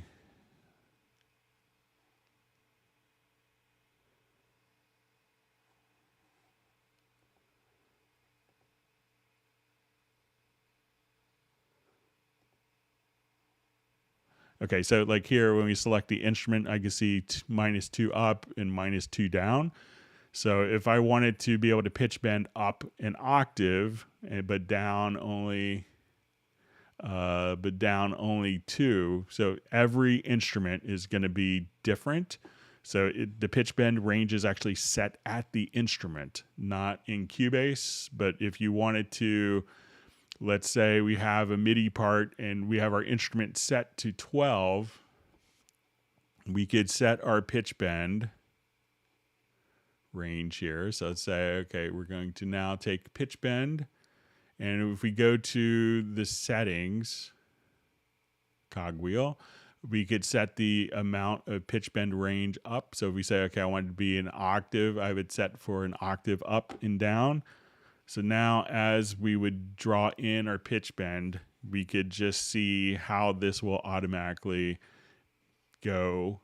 So that would be up an octave. But if this, if my instrument was set to -2, -2 and +2 semitones, at that point, you know, this would still only go to +2 or -2. So you want to set the pitch bend range. This is in Cubase 11, but you want to set the pitch bend range here directly to what your instrument is set to. And then you could actually, you know, if you wanted to snap it so that it's going to go directly, you know, to a particular note or pitch, you could do that within. But, you know, once again, the pitch bend range is set in the actual instrument.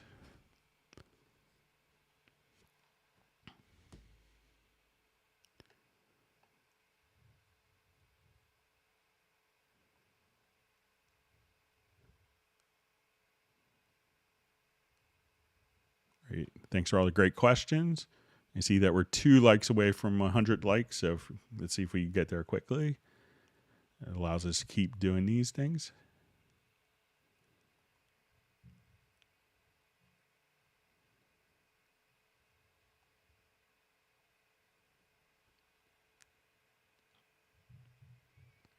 All right, Michael Teams is on top of it with ice cream today.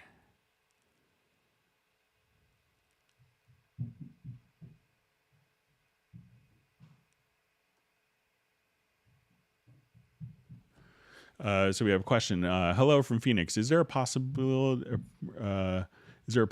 of using virtual audio channels for routing purposes of the 5.1 sound environment, but the system only has stereo hardware channels to offer? So generally not. You know, there's all sorts of processes that, you know, companies will use, but if you really have a 2-channel interface, or you're kind of, you know, if you're doing kind of true discrete 5.1, you know, you could do that. There are some ways that you could do ambisonics audio. So if you just have, you know, if you don't have a 5.1 setup, you know, you could check out something where you could set up an Ambisonics bus.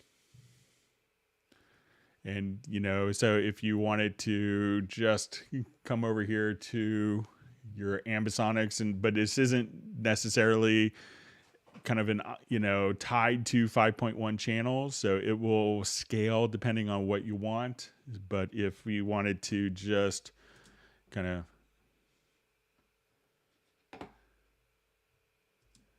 you know, open this up, you could have this routed to kind of an Ambisonics. But if you're trying to do like a 5.1 where, you know, this is going to a particular channel, you're probably going to need to have an actual 5.1 monitoring setup. So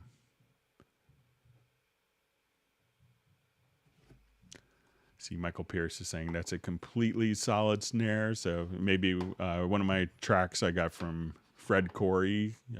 He's a wonderful composer. He's a recovering rock star, as his wife described him. He used to play in Cinderella as the drummer, so he has good drum parts. Okay.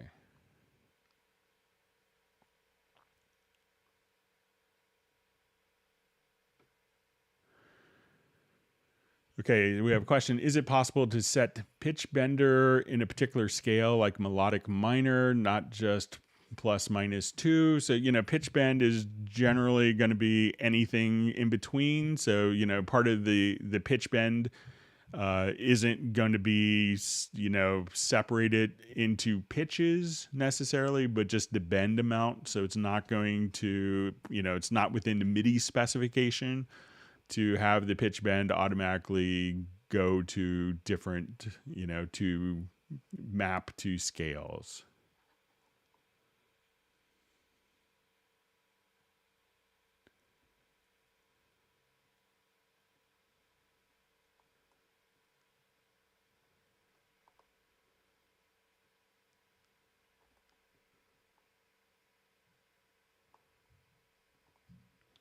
Okay, just reading through discussions here. Sorry, close that.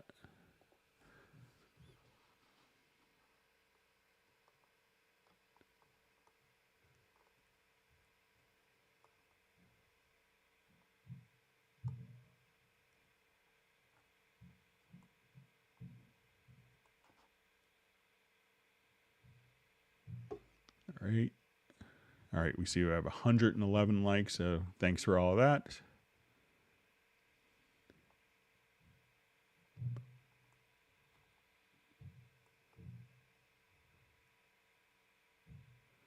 Okay, just found my spot.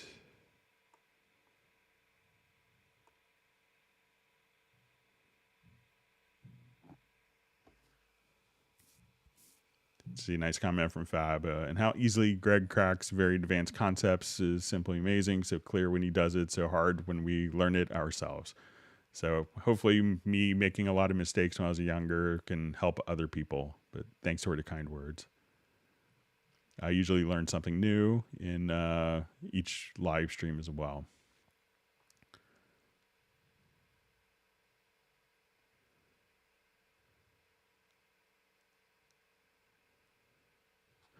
Okay, so we just see a question. Although I tend to use a totally different system at work, what's the best way of routing click tracks to the sends and also setting volumes for them? Would be handy at home. All right, so let's say if I have, we'll just jump back to this project here.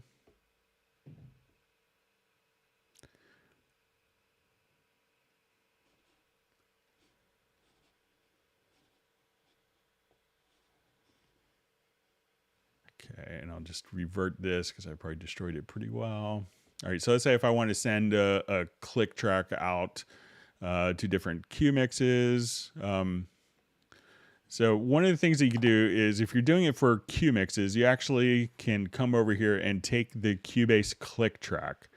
So if I wanted to go to the drummer's headphone mix, you could activate the Q mix here, the metronome, for each individual headphone mix. So let's say maybe the vocalist, you don't want the click track going into their headphones because it's going to actually bleed.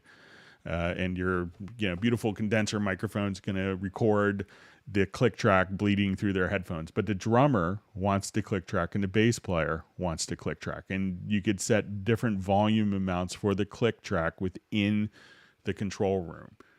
If we have our project set up, so let's say I want to take this project and I have my left and right locators set, another method that you could do that a lot of people like is if you just go to the project to signature track, you could say render an audio click between the left and right locators.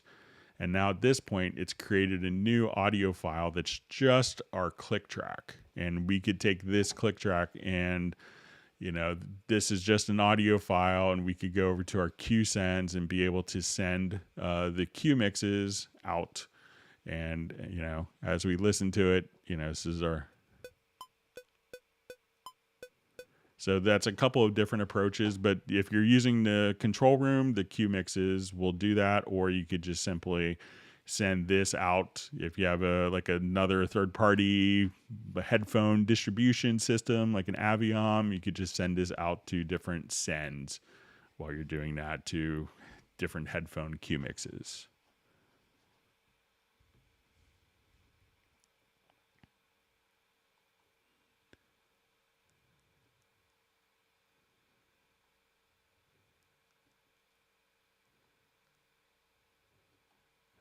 Okay, reading through more discussions. Thanks for all the great questions. See, great comment from Tim Weinheimer. Thanks everybody for all the Cubase support. It is part of what makes Cubase the best DAW.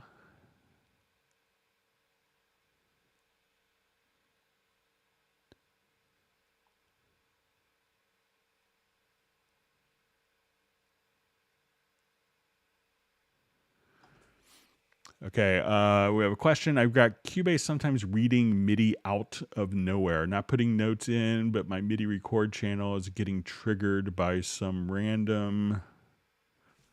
Let me see if it's continued. Okay. So I got sometimes reading MIDI out of nowhere, not putting notes in, but my MIDI record channel is getting triggered by some random. So I'm not sure if it's like you can see here, some controllers, like we see this little MIDI activity. So a lot of times certain devices, and the CC121 does this, and a lot of Yamaha devices do this, and it's like an active sensing message. So it's basically saying, it's almost like a little communication handshake. So the device is sending out MIDI active sensing information, and that's why we could see this. When I get this also, it could be, so if it's just that you see this MIDI activity going on here, and let's say if I add a MIDI track here, and if I put that into record, it doesn't record any note data. But sometimes I get this type of question when people have a control surface that is, let's say, okay, I have a Mackie control, and I have this connected, for my control. And a lot of times, or a MIDI controller that has transport controls, because what the MIDI controller is often doing is just transmitting a MIDI note message. And to kind of, if it's recording kind of erroneous notes, like, you hit play on your MIDI controller and you hear a note, and it's like, why is it doing that? It could be that when you go to the MIDI port setup, the control ports that you use, and this is in the studio setup, but the control ports that you use, you could just simply uncheck them from being in all MIDI inputs. And this way they won't actually, kind of pass MIDI data when the input port for a channel is set to all MIDI inputs.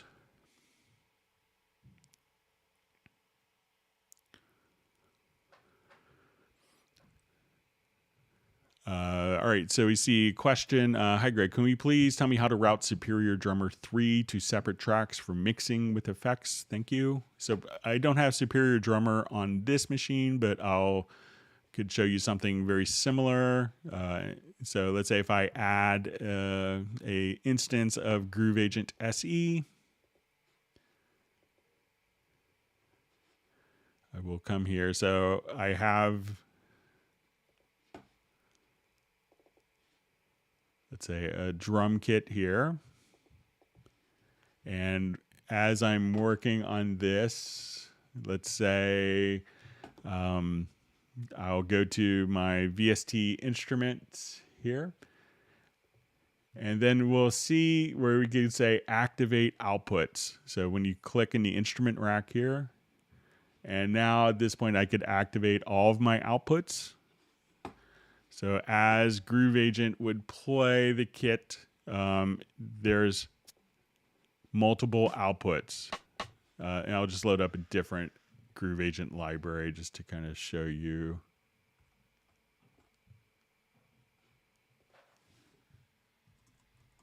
Like an acoustic agent, that'll probably be similar to conceptually to Superior Drummer.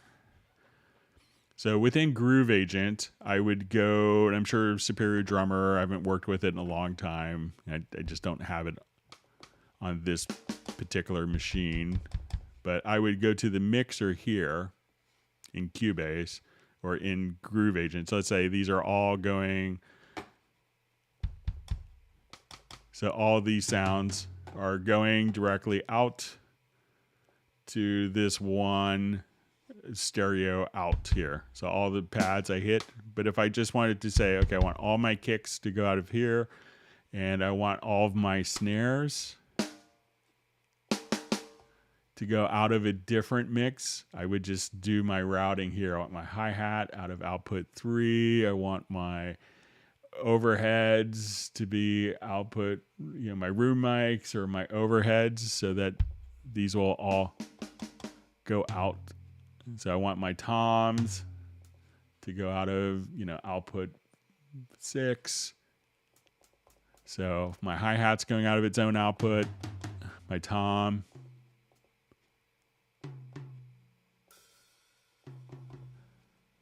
So as we do this, and it's smart enough to know that like a real drum set, that the same mic is picking up the rim shot, as is the 2 snare mics will all go out of the same output. That's how Groove Agent is set up. So however you so go into the instrument here and make sure that all the outputs are turned on, and that, within the rack, and then the Cubase mixer, all those will be loaded. And then within the instrument, you just have to tell the drums how to get to its own independent outputs. And then you could have all of your effects processing done in the VST mixer.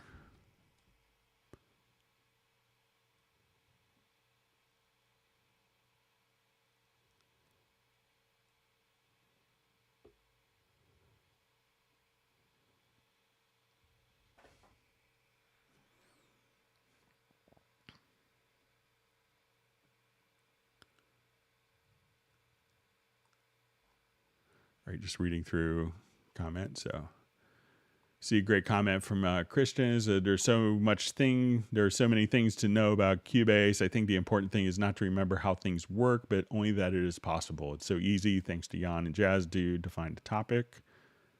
Yeah, so I always feel comfortable that, if you've gone down some really, dark, circuitous path, that some developers kind of thought of a solution when you're kind of, at the point of no return. So.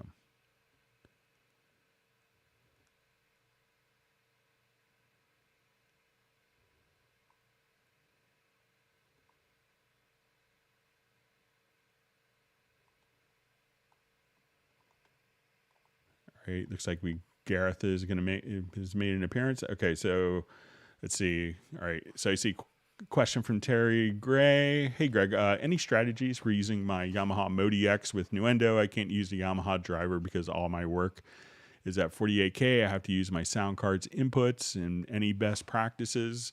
So I think you always will have, a lot of keyboards come with an audio component of the USB interface, but if you're in it, and that's okay if you're not doing anything else. If you're only working with that particular workstation and you're not doing audio such as vocals. So I think it's always best to use it as an external instrument. So at that point, what you want to do is, as you kind of alluded to, is come over here to external instruments, add the Modi X. So say, okay, we're going to add an external instrument. Okay, so let's say we add that and tell it to, what inputs it's connected to in your audio interface. And then when you go to add an instrument track, you'll see it under external plugins, and you could just select your Modi X and be able to have access to it right there. So, and this is kind of some of the workflows that we run into when using, hardware. There's some benefits of using hardware stuff, obviously, but there's a lot of stuff that gets to be kind of, workflow dilemmas when using hardware as opposed to doing everything software based as well. So I think that's probably the best way to utilize it, Terry.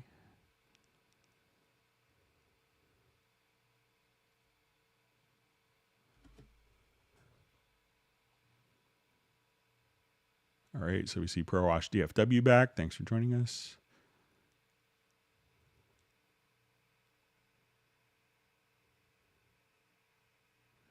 All right, according to Michael Teams, I'm La Leche. My high school Spanish told me that was milk, but apparently it's high praise from Pablo, we've learned, so it's my nickname.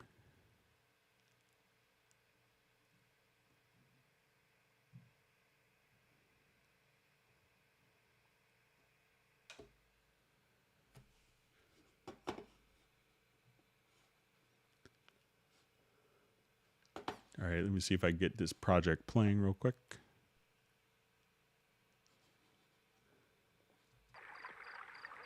All right, so we had question from Marvel Jam. It might be interesting to show Steinberg immerse Ambisonics in a surround project mix. Keep it simple, but show how it works. All right, so I've created in this particular project, under my outputs, I've created an Ambisonics bus. So when we go to add a bus, at this point, we could choose, mono, stereo, and under more, you'll have first order, second order, and third order ambisonic. So basically, I think this is 4, 8, and maybe 16 channels.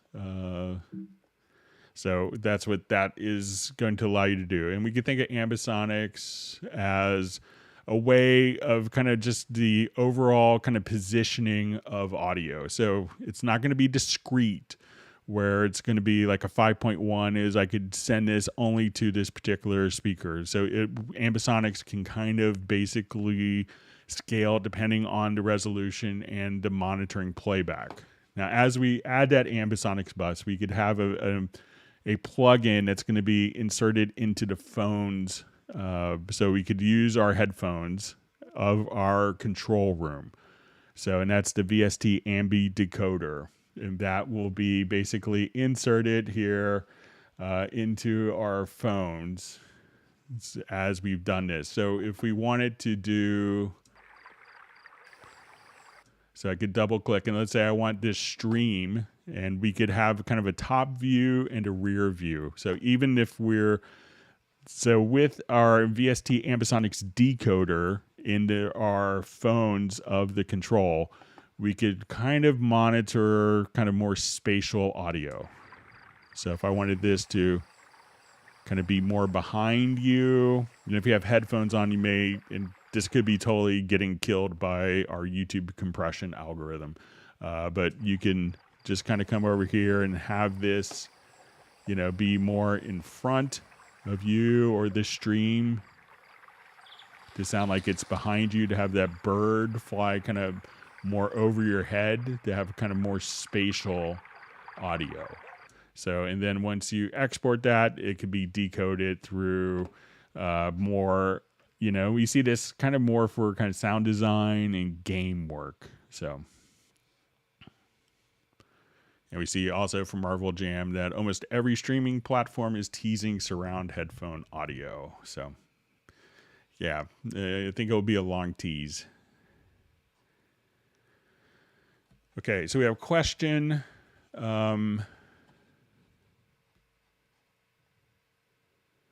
Let's see, can we download more chord pad presets? I don't know of a place that has the chord pad presets. You get quite a bit.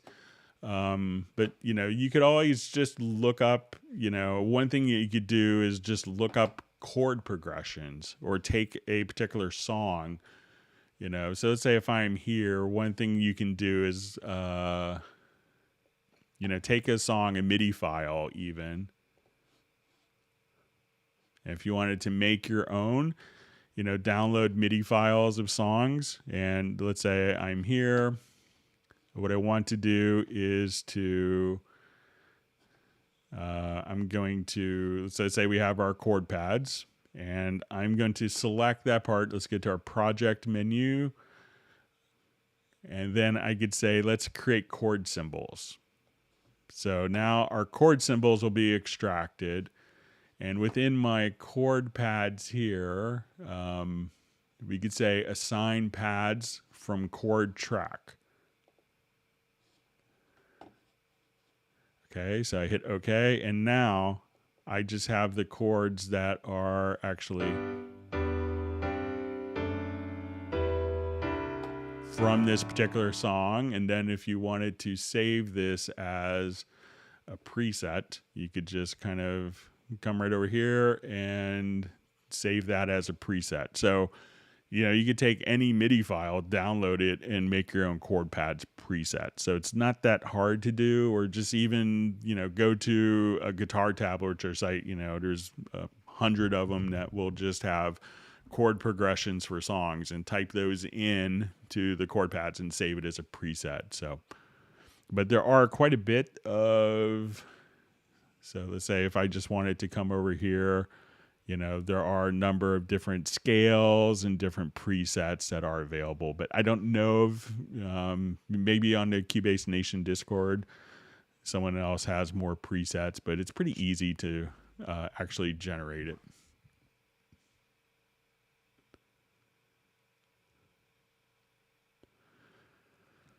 So we have a question I've always asked myself: how different is Dorico from Score Editor Cubase 11? So they're really kind of different approaches. You know, obviously Cubase's first perspective is going to be from a MIDI sequencer that does notation.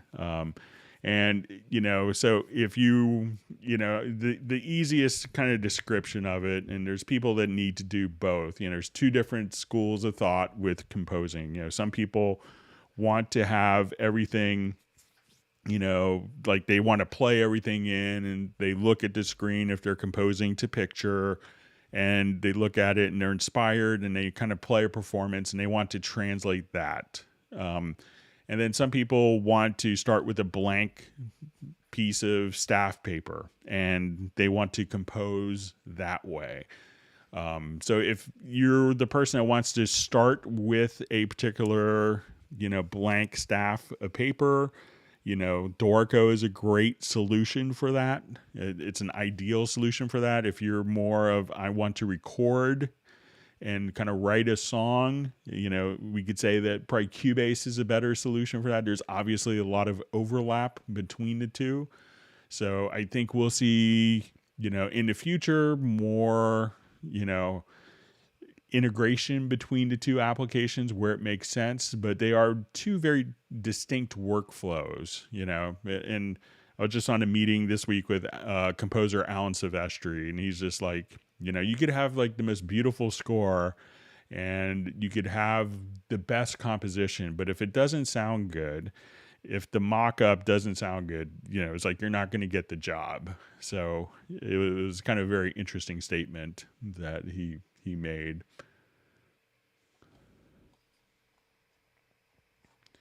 All right, so wonderful that Gareth could make the live stream from working on a project. So I'm the flying bassist, according to Gareth. All right.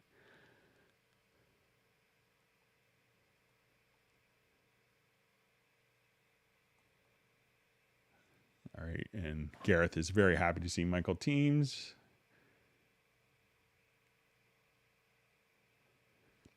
We'll forgive Michael Pierce for misspelling Aviom as Axiom, so I won't report you to Aviom police.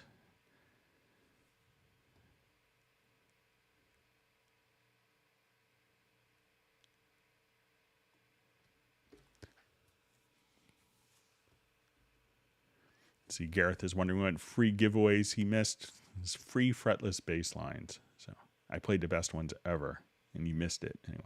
Just kidding.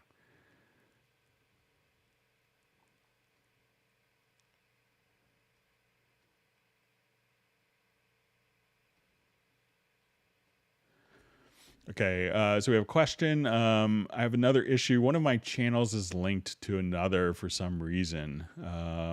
When I click solo on a channel, it solos the other channel at the same time. All right, so let's take a quick look. Let's go to another project here.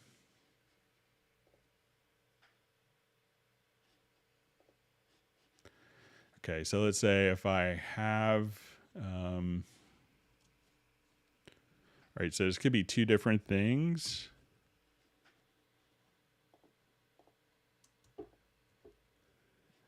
All right, so we could have the, it sounds like maybe you have a link. So you could have two events that are linked. So if I just come over here, or grouped rather, so we could hit Control G.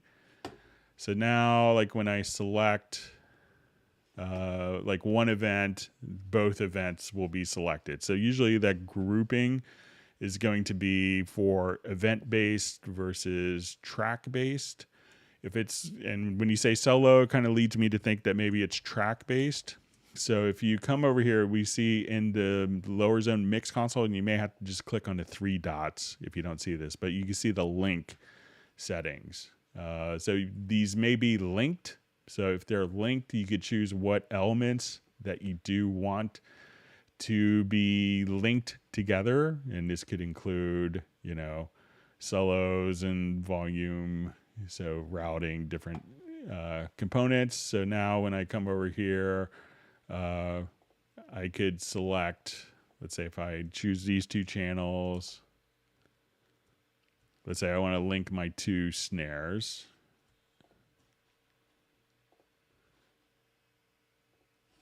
So I'll just call this snare.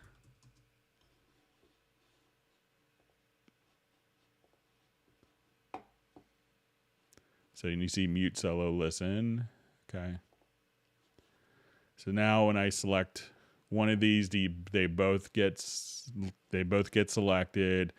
When I go to solo one of them, they both get soloed. So you can probably select them, go into the link groups, and then you could choose to, you know, edit the link group. And if you wanted to kind of just, you know, blow out the link, so you could go to your different link groups here.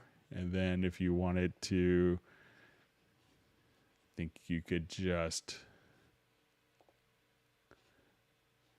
so there you could do that. But if we wanted to unlink it, I think it's maybe Control U. Yeah, so just Control.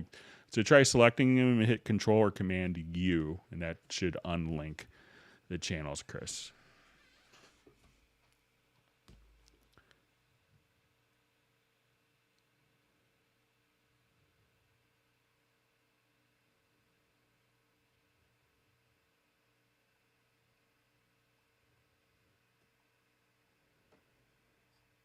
All right, thanks for all the wonderful questions.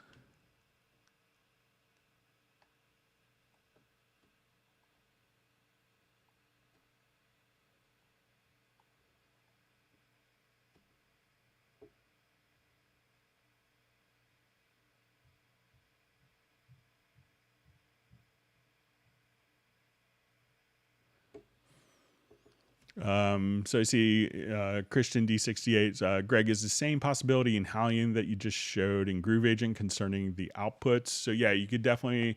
So if it's in Hallian, you know, you could do each sample to its own output if you wanted to. But a lot of, so if you want to do it for Hallian Sonic, I'll show you how you could do it for Hallian and Hallian Sonic as well. So if we just want to do this in Hallian Sonic, we could do, like, if you have 16 different parts and you wanted those to each be in their own, you know, it's going to be slightly different. But if we go over here to, you know, the mix, so here we could choose of this, we could just choose which of the 16 stereo outs that's going to. So you could do that same in Hallian, or you could have different samples in Hallian go to their own buses and be able to configure that as you want. So you could have 16 stereo outs. So each voice within Hallian Sonic or Hallian could be routed to its own discrete output for further effects processing.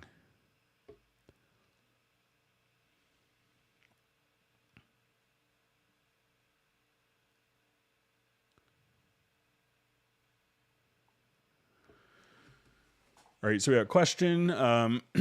could you tell why sometimes not all outputs of an instrument are rendered in place? I had such issues with the BFD3 recently. So it could really depend, so when you're doing a particular, so the render in place is going to be based upon the output. So let's see if I could create this quickly. Do a new project.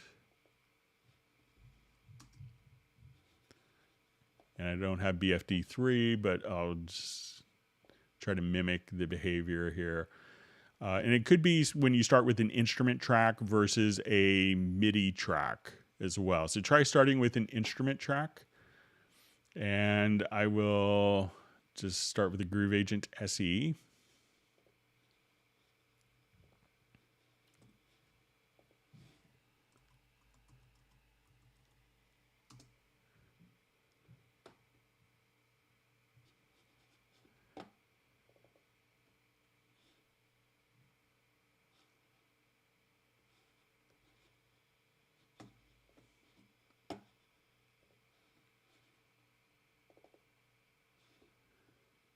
Okay, I'm going to just drag a pattern over.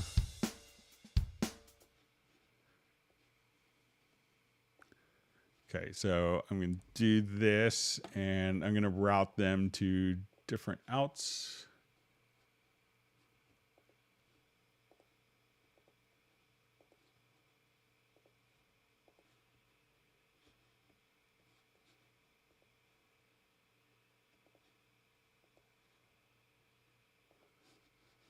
Okay, so let's say as we play this.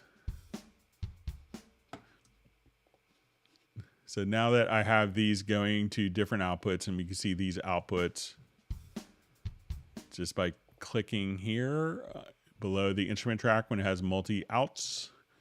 So let's see what happens if I do a render in place.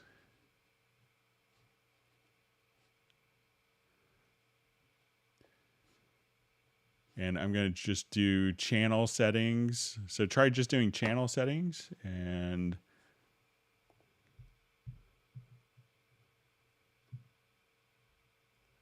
so as we do that, as we've done that, we can now see that we'll have each of these broken down. So our kick,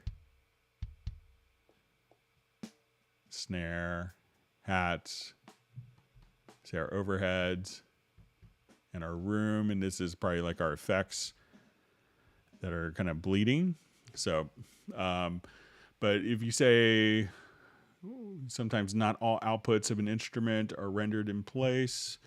So I haven't really come across that, but try starting with an instrument track, because sometimes it could be a little more complicated when you're doing a MIDI track that's routed to a virtual instrument, because Cubase doesn't necessarily know all of the routing that's going on. So try doing it with an instrument track and try with the channel settings and see if that is, and see if that will resolve the issue for you.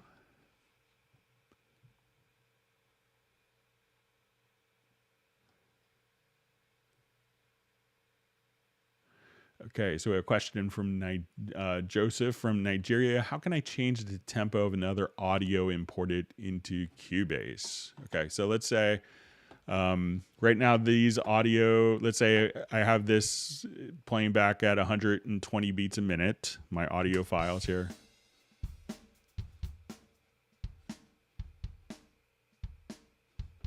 Okay, so I wanted to take another audio file.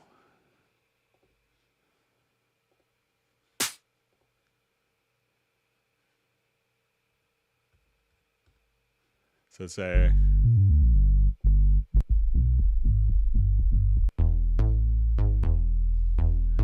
okay, so I drag this file in, and a lot of times when we do this, you may notice that it's not going to fit in time. So,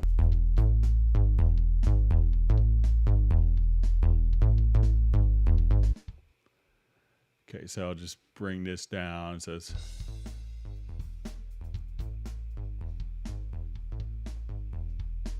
so what you need to do is, if the audio file has a tempo stamp in it, what you want to do is just to select the file and make sure that it's in musical mode.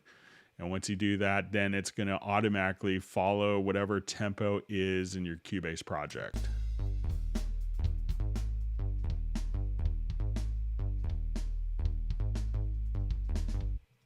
So it's not a great musical fit, but it's the kind of this. So you'll see that as we change the tempo here, when this is in musical mode, that all of those events, as I change the tempo here, because none of those events are in musical mode.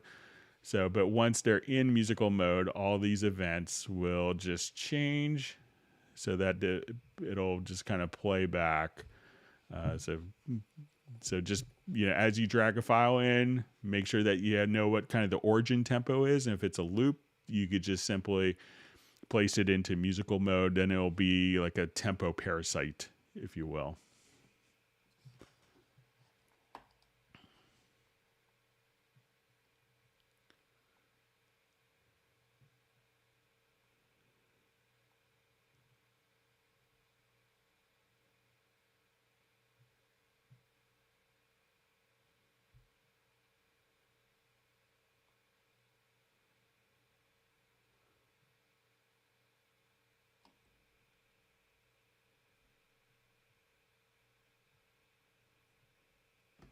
Okay, so we have a question from Loretta. Updating to Nuendo, and then speakers for Atmos using my LG OLED TV output through internal speaker, optical and HDMI ARC.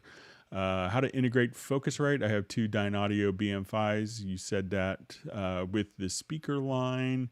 So probably, I would, a lot of times by time you're sending the audio out through like an Atmos speaker, often it needs to be kind of encoded and it has to be kind of rendered through Atmos for that to, it has to be encoded and then to be decoded through the Atmos speaker. So you're probably going to, have to choose one or the other. So, and that gets to be the point where, a lot of people try to use like a sound bar for their Atmos mixing, and it's probably not a good solution. So it's probably better to have multiple speakers and then to test it on something like your LG speaker. So hang on just one second. My son's at the door. Bear with me just a second.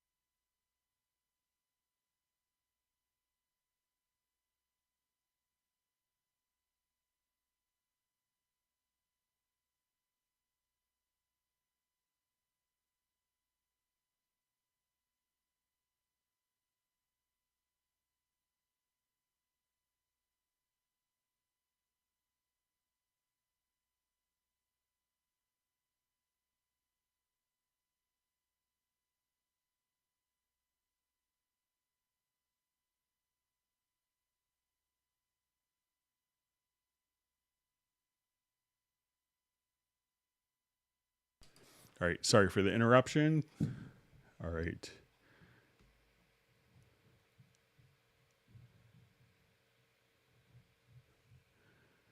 Reading through comments.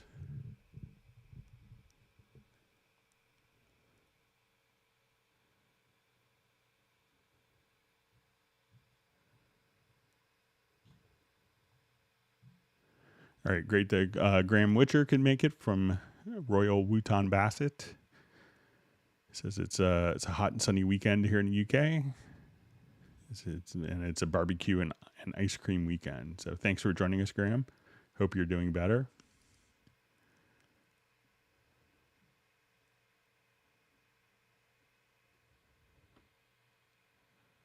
All right, so P Zones 36 has joined us. Thanks for joining.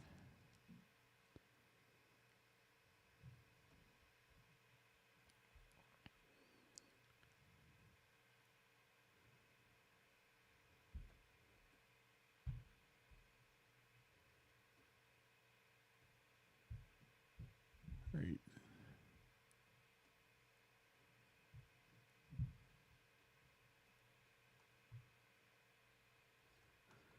All right, so lots of discussion on different surround formats.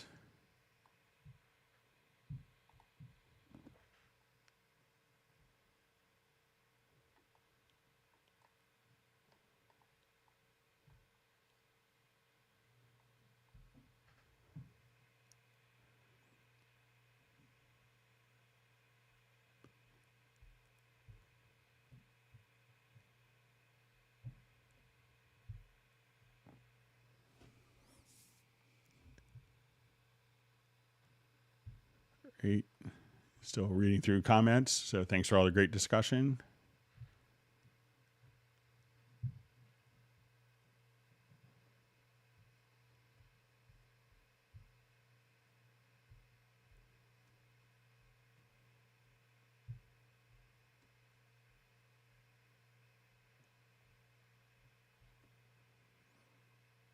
All right, so we see Michael Pierce is going to deliver a microphone to someone. So thanks for joining us and spending your Saturday night with us.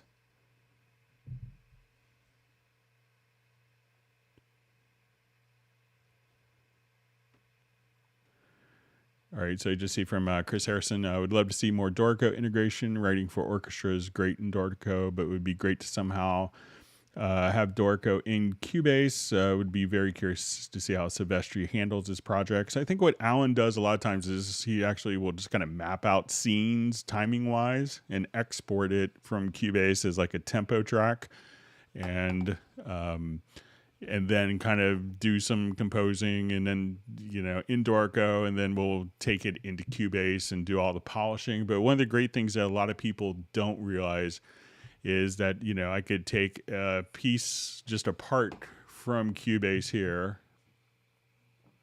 and you could watch kind of an Alan Silvestri video, and he kind of explains his workflow on the Steinberg website, and just a really wonderful guy.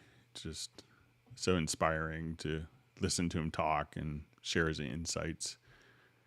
But one thing that a lot of people don't know is you could actually just kind of take a lot of your parts directly from Cubase, and let's say I'm here, I'll just do a new empty project in Dorico, and let's say I go to play mode. So then I could just take a part directly from Cubase and just drag and drop it. So let's say if I'll just add a violinist here real quick.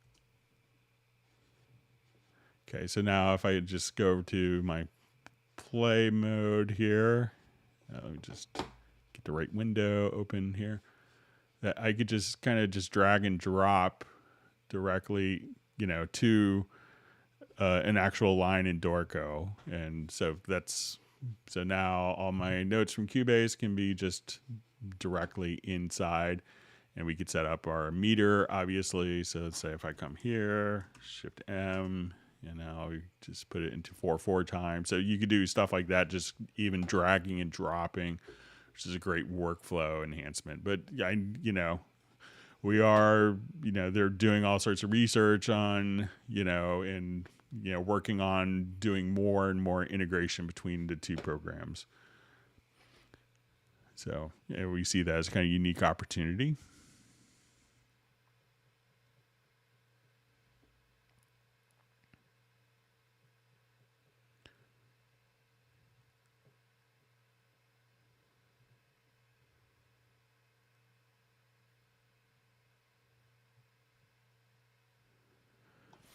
So I see also from Chris, take some time, some serious time to write for orchestra and then redo all the dynamics and articulations in Cubase. Try to get them to have the same dynamics language, but it hasn't worked out. So, you know, a lot of the MIDI CC data and key switches will be carried over as standard MIDI files between Dorico and Cubase. So.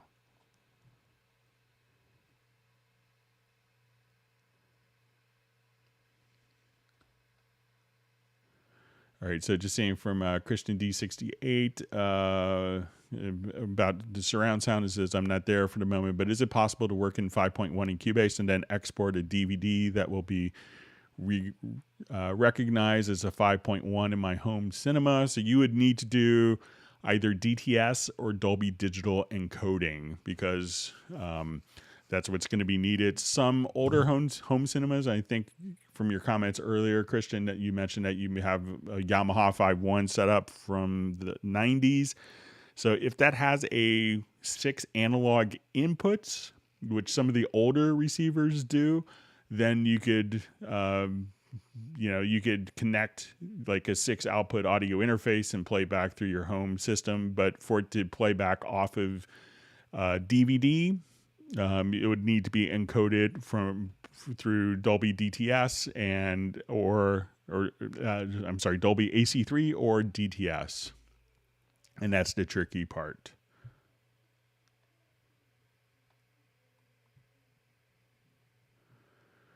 And also see from Chris Harrison, hoping to be able to write notation in Dorico and then just pop it straight over to Cubase and have it read all dynamics and articulations. So, you know, you could kind of do, you know, so if you want to do like the visual representation, that's going to be more, that's going to be dealing more with music XML, maybe more suited for that. But if you wanted the CC data and other articulations, you could try standard MIDI files as well.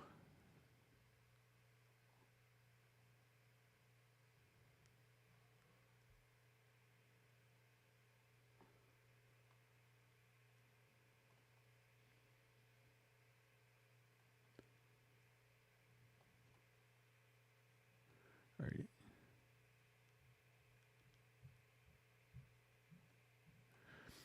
So we see, hi Greg, can Cubase be slaved with Rewire to Logic? So Cubase isn't a Rewire slave, so most DAWs aren't Rewire slaves, so it's not set up for that, but you could do like MIDI timecode or SMPTE timecode if you wanted to synchronize the two. All right, so Graham is saying that there's not much ice cream being served tonight for Michael Team, so hopefully Graham will have some ice cream coming his way.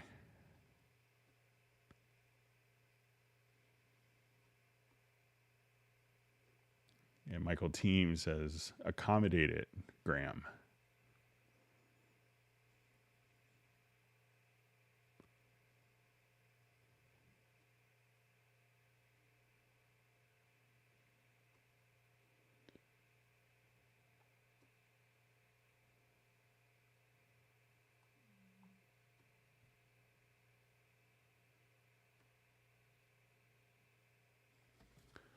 Okay, so just see from Pylon Records, having a lot of external MIDI sync issues in Cubase Logic. MIDI sync with Uniter 8 is super tight, but do not like the software or the MIDI editing. Cubase needs to bring back the MidX and MTS. So, all right.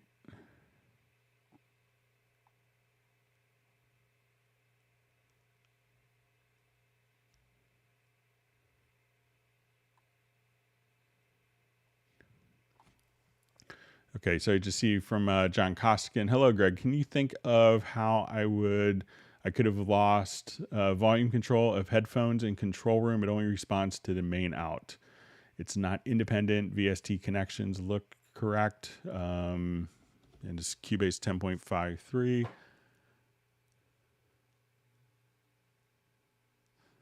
Okay, so let's take a quick look. Okay, so when we go,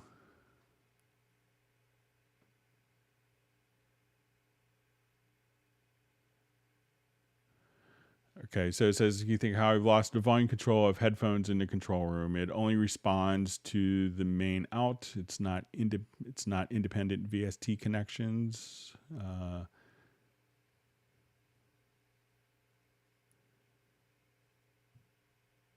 Okay, so the VST connections look correct. Okay, so let's say if we come here, so if we have,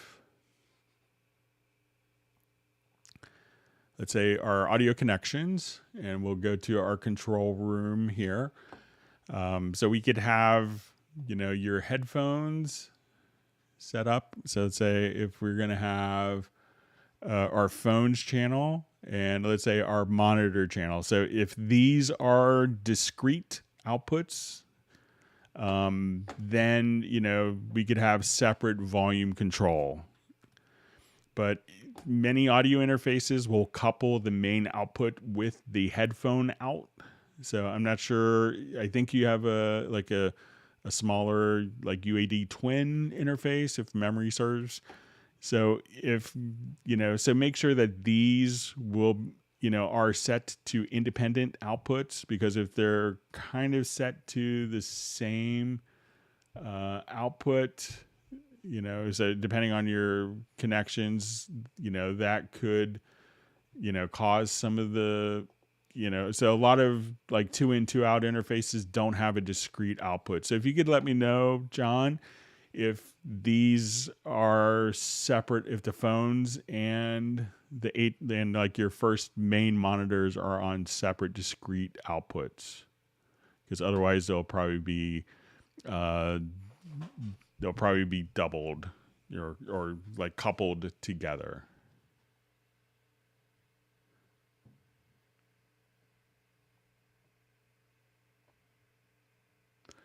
Okay, so we have a question. If you have multiple tempo changes, how do you export tempo track? Okay, so there's 2 ways that you can export a tempo track. So let me add a quick tempo track here.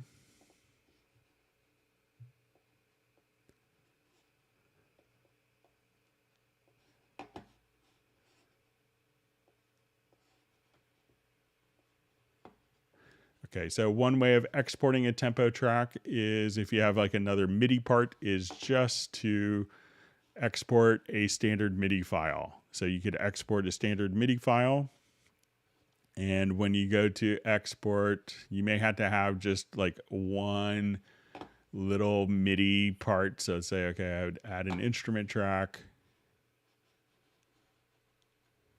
and I just wanted to create like one note. So now if we export so this was to a different program, we could export a standard MIDI file. And at this point, we will see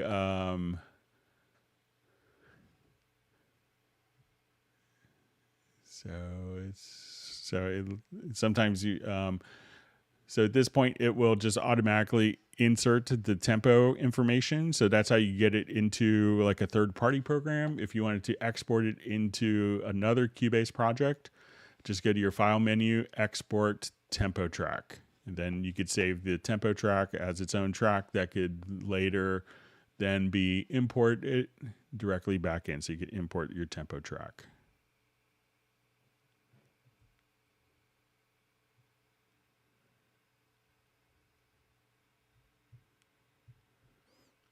All right, so we see Stency Beats has joined us. Thanks for joining.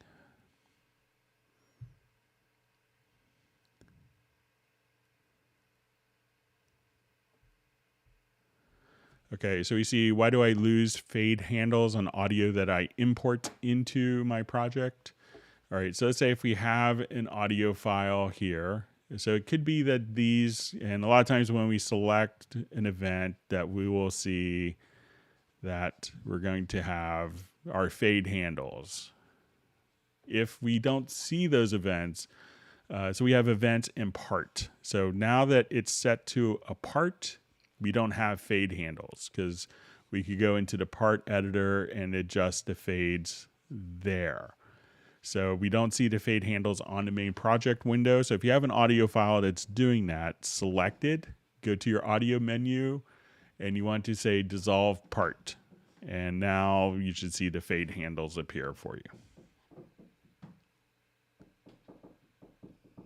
Hang on one second.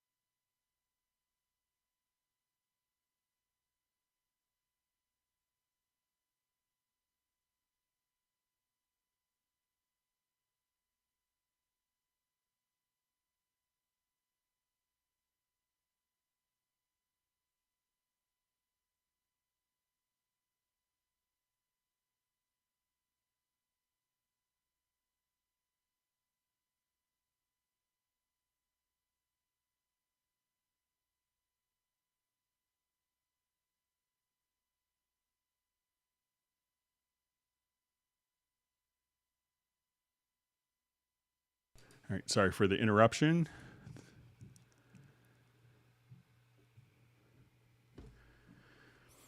Okay, so we have a question. How do you delete tracks from the mix console? So I think most of the times, let's take a quick look, but I think most of the time it's going to be actually just deleted from the actual track itself. So if you wanted to come over here, you could hide selected channels. But if you wanted to delete the track, that's going to be done on the track window.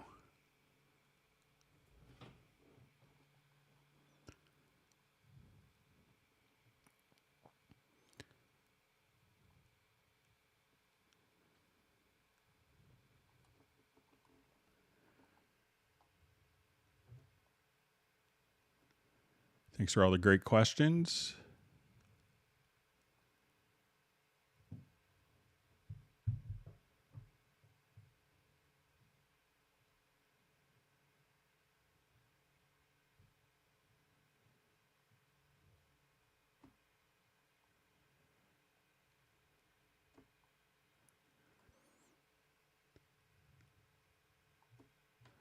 All right, so I see from Thermonuclear War, standard type of mastering or Wavelab lack of plugins. I'm not sure if that's a question for me, but if you, if it's a question, maybe if you want to restate the question, we could do that. All right, so I've caught up. So I'm going to go to some of the questions that were mailed in earlier. Thanks for all the great questions.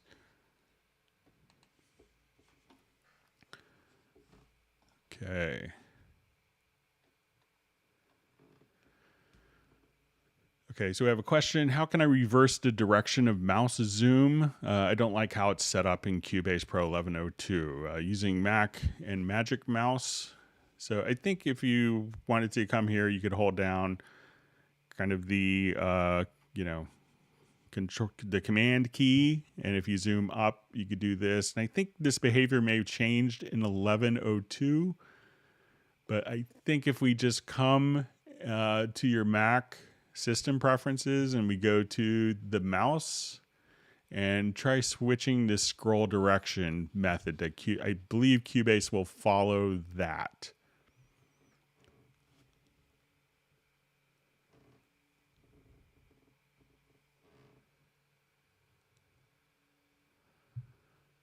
Okay, so we have a question.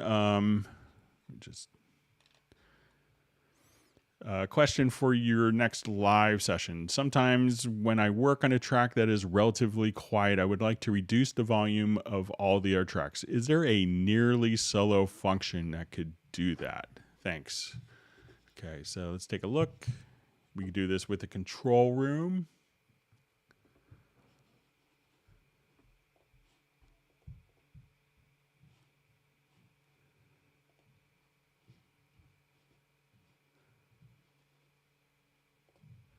Okay, so let's say if I wanted to come here, and let's say for my bass part, most of us are familiar with when we solo a track, that the track will mute the other tracks.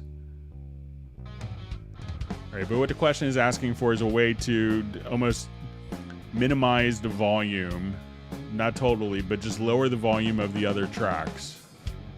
And how to do this is if we go into if you have the control room active, you see this L button. So the S solos and the L button here will lower the tracks, the other tracks' volume.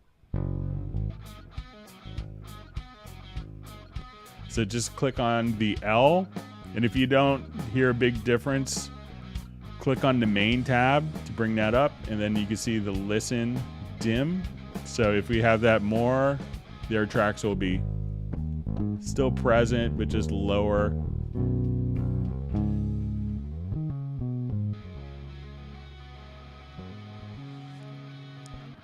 So if I want to just listen to the two guitars.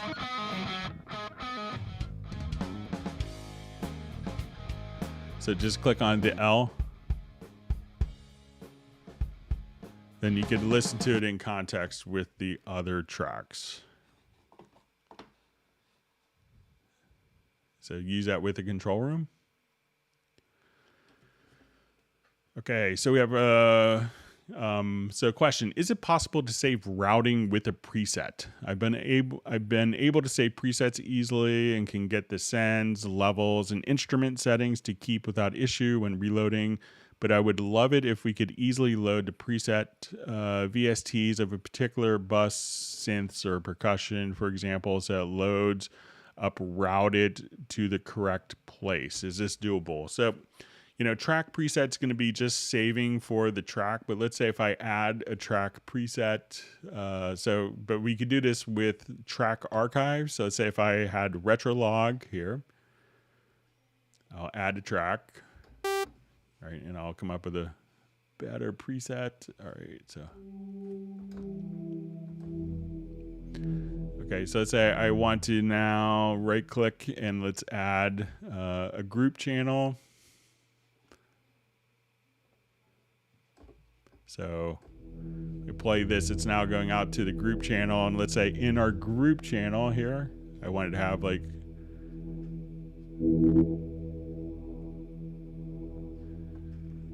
let's just put on like a filter. So I'll just come here.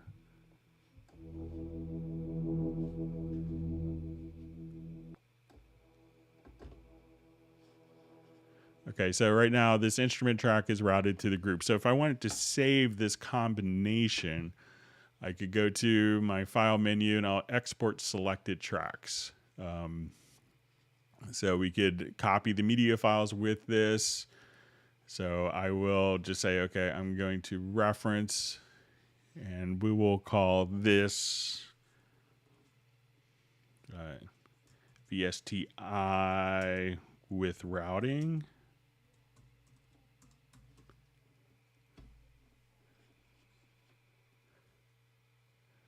Okay, and I'll just save it to my desktop. So now when I want to come over here, so we export a selected tracks, but we import a track archive. So let's go to so we'll find our VSTI with routing. So I'll import both of these.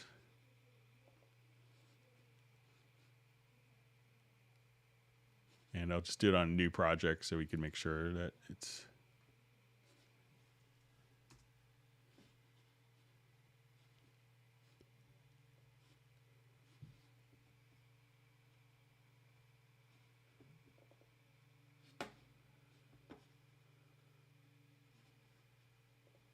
So we'll just come over here. We can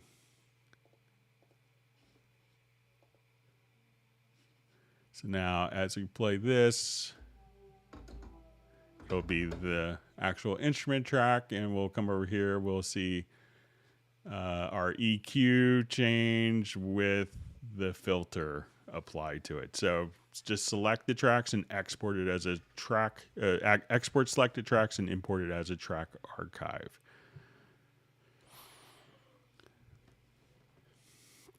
All right, so we have a question. Is it possible to drop markers in at rounded snapped location with a key command? I know I can draw markers in and have them snap to measure, beat, etc. But if I try to drop in a marker by hand when playing back, it never squares away to the right location.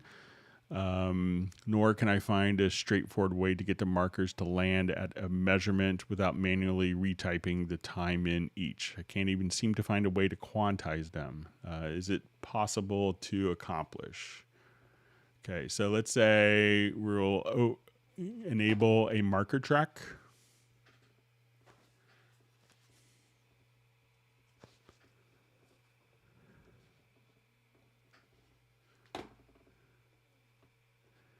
So say I'll just randomly throw some in. So I'm going to turn off snap, or I'm going to turn snap on, and we'll see if this makes a difference. So when snap is turned on, just by hitting the letter J, and when I go to add a marker, it's going to automatically snap directly to whatever my grid is. So I can say, okay, it's going to snap to the beat. Here we could also say adapt to zoom. So depending on your zoom level. So now we could have the marker snap on the bar, but if snap is disabled, the letter J, this will freely kind of go anywhere that you want. So just make sure that snap is turned on, and then it's going to automatically drop it to the grid for you.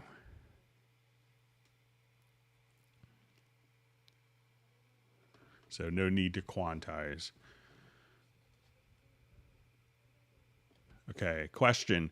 Is there a way to get retrospective recording of a VST to appear in a new lane? I'm playing a part, maybe a drum layer or replacement piano part over an existing part, and I want to add it as a retrospective recording. It always mushes the new region together with the old one, and I have to manually move it back to a new layer, regardless of MIDI record mode. Is there a way to mimic the behavior of stacked or mixed stacked no mutes with retrospective recording, so I could just have the new part appear on its own lane?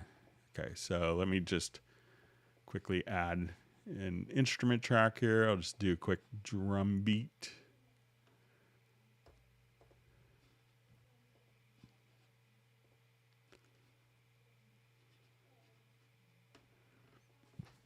Thanks for all the wonderful questions on today's Hangout.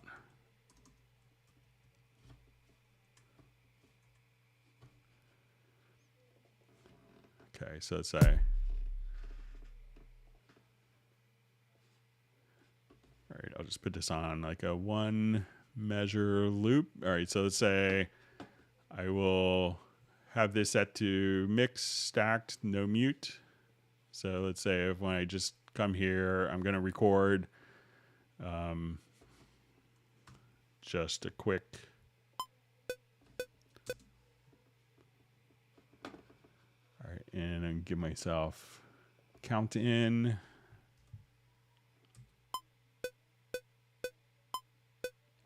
All right, forgot what my count in value was.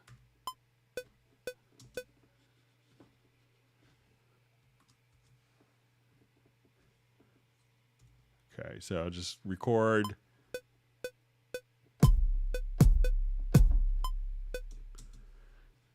Okay, so let's say I'm just playing this looped back now.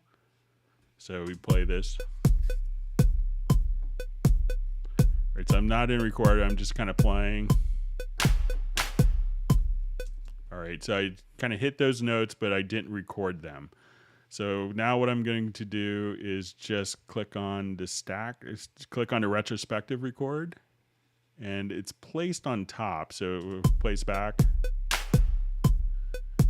so we could hear it.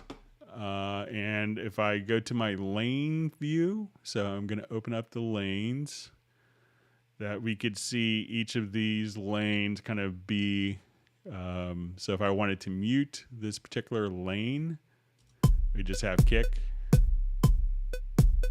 And say if we just have this lane.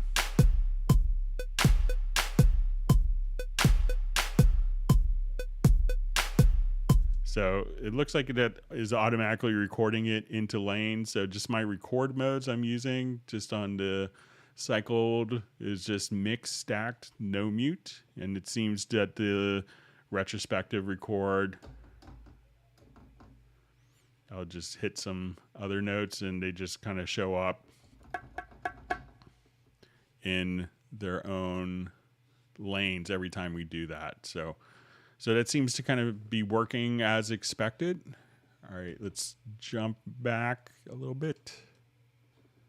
And thanks again for all the wonderful questions. We'll see if we have some more questions.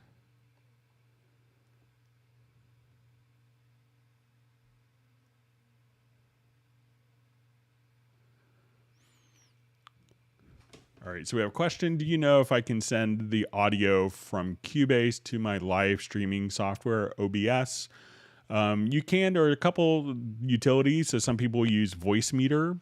And some people, and I've heard that this is problematic for a lot of people, use, I think it's from the people who do Reaper, like Restream. But it seems to, I think Voicemeeter could be problematic to get configured. I think it'll work once you kind of get it wrapped around your head, the routing and stuff.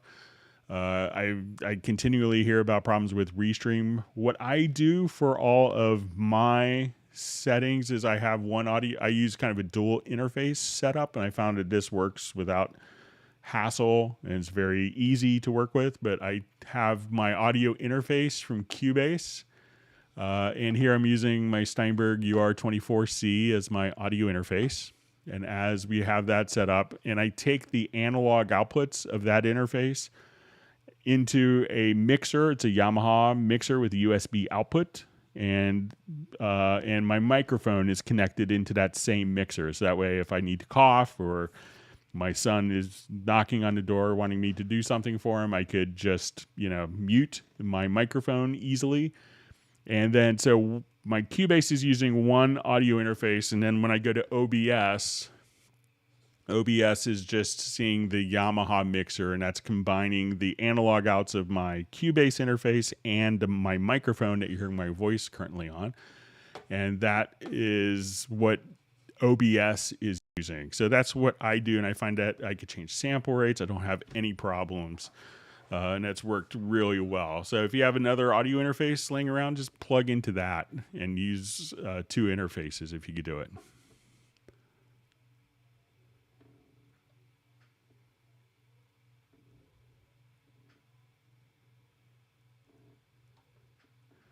You see that Graham has thought he had a question to ask me tonight, but curiosity got a hold of him and he worked it out for himself and without reading the manual. Wow, that's good. I'm going to be obsolete. So,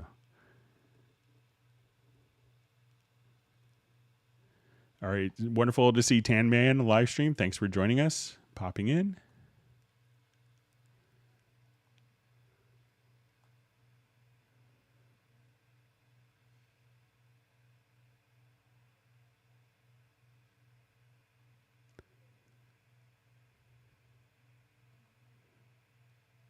All right, and Michael Teams has 3 scoops of Dutch chocolate for Tan May.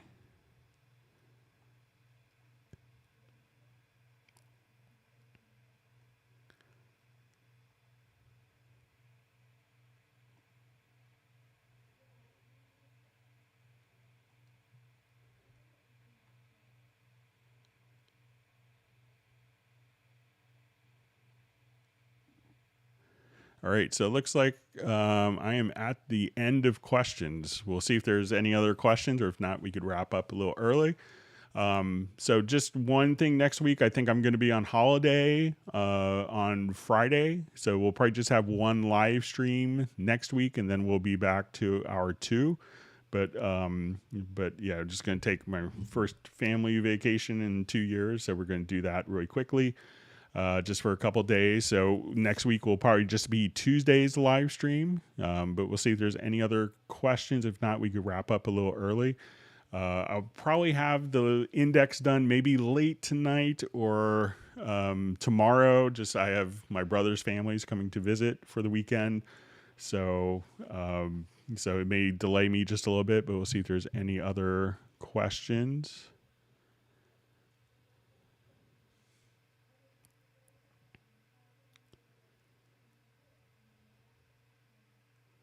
All right, so I just see from Terry Dean, maybe I missed your question, so I just see, hope you can answer my question. So Terry, if you want to ask it really quick again, I'd be happy to do it before we wrap up.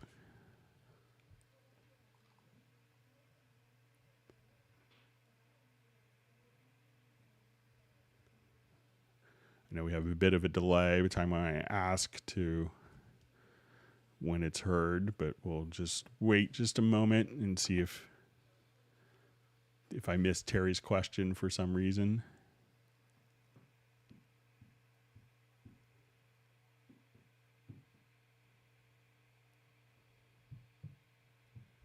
I'll just wait for Terry real quick and we'll see. If not, we'll wrap up a little early. Thanks again for everyone joining us on a Saturday.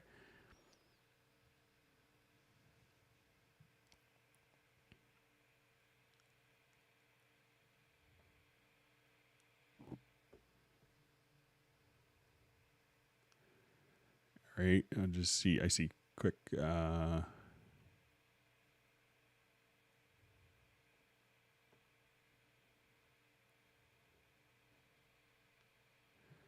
right, just waiting to see if I get see if I missed a question from Terry. I saw a response.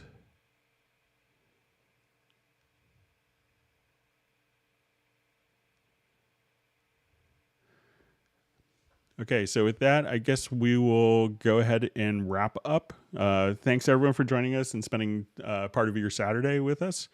And we'll see everyone Tuesday, and probably again next week, only one live stream, and then we'll be back to our 2 normal live streams a week.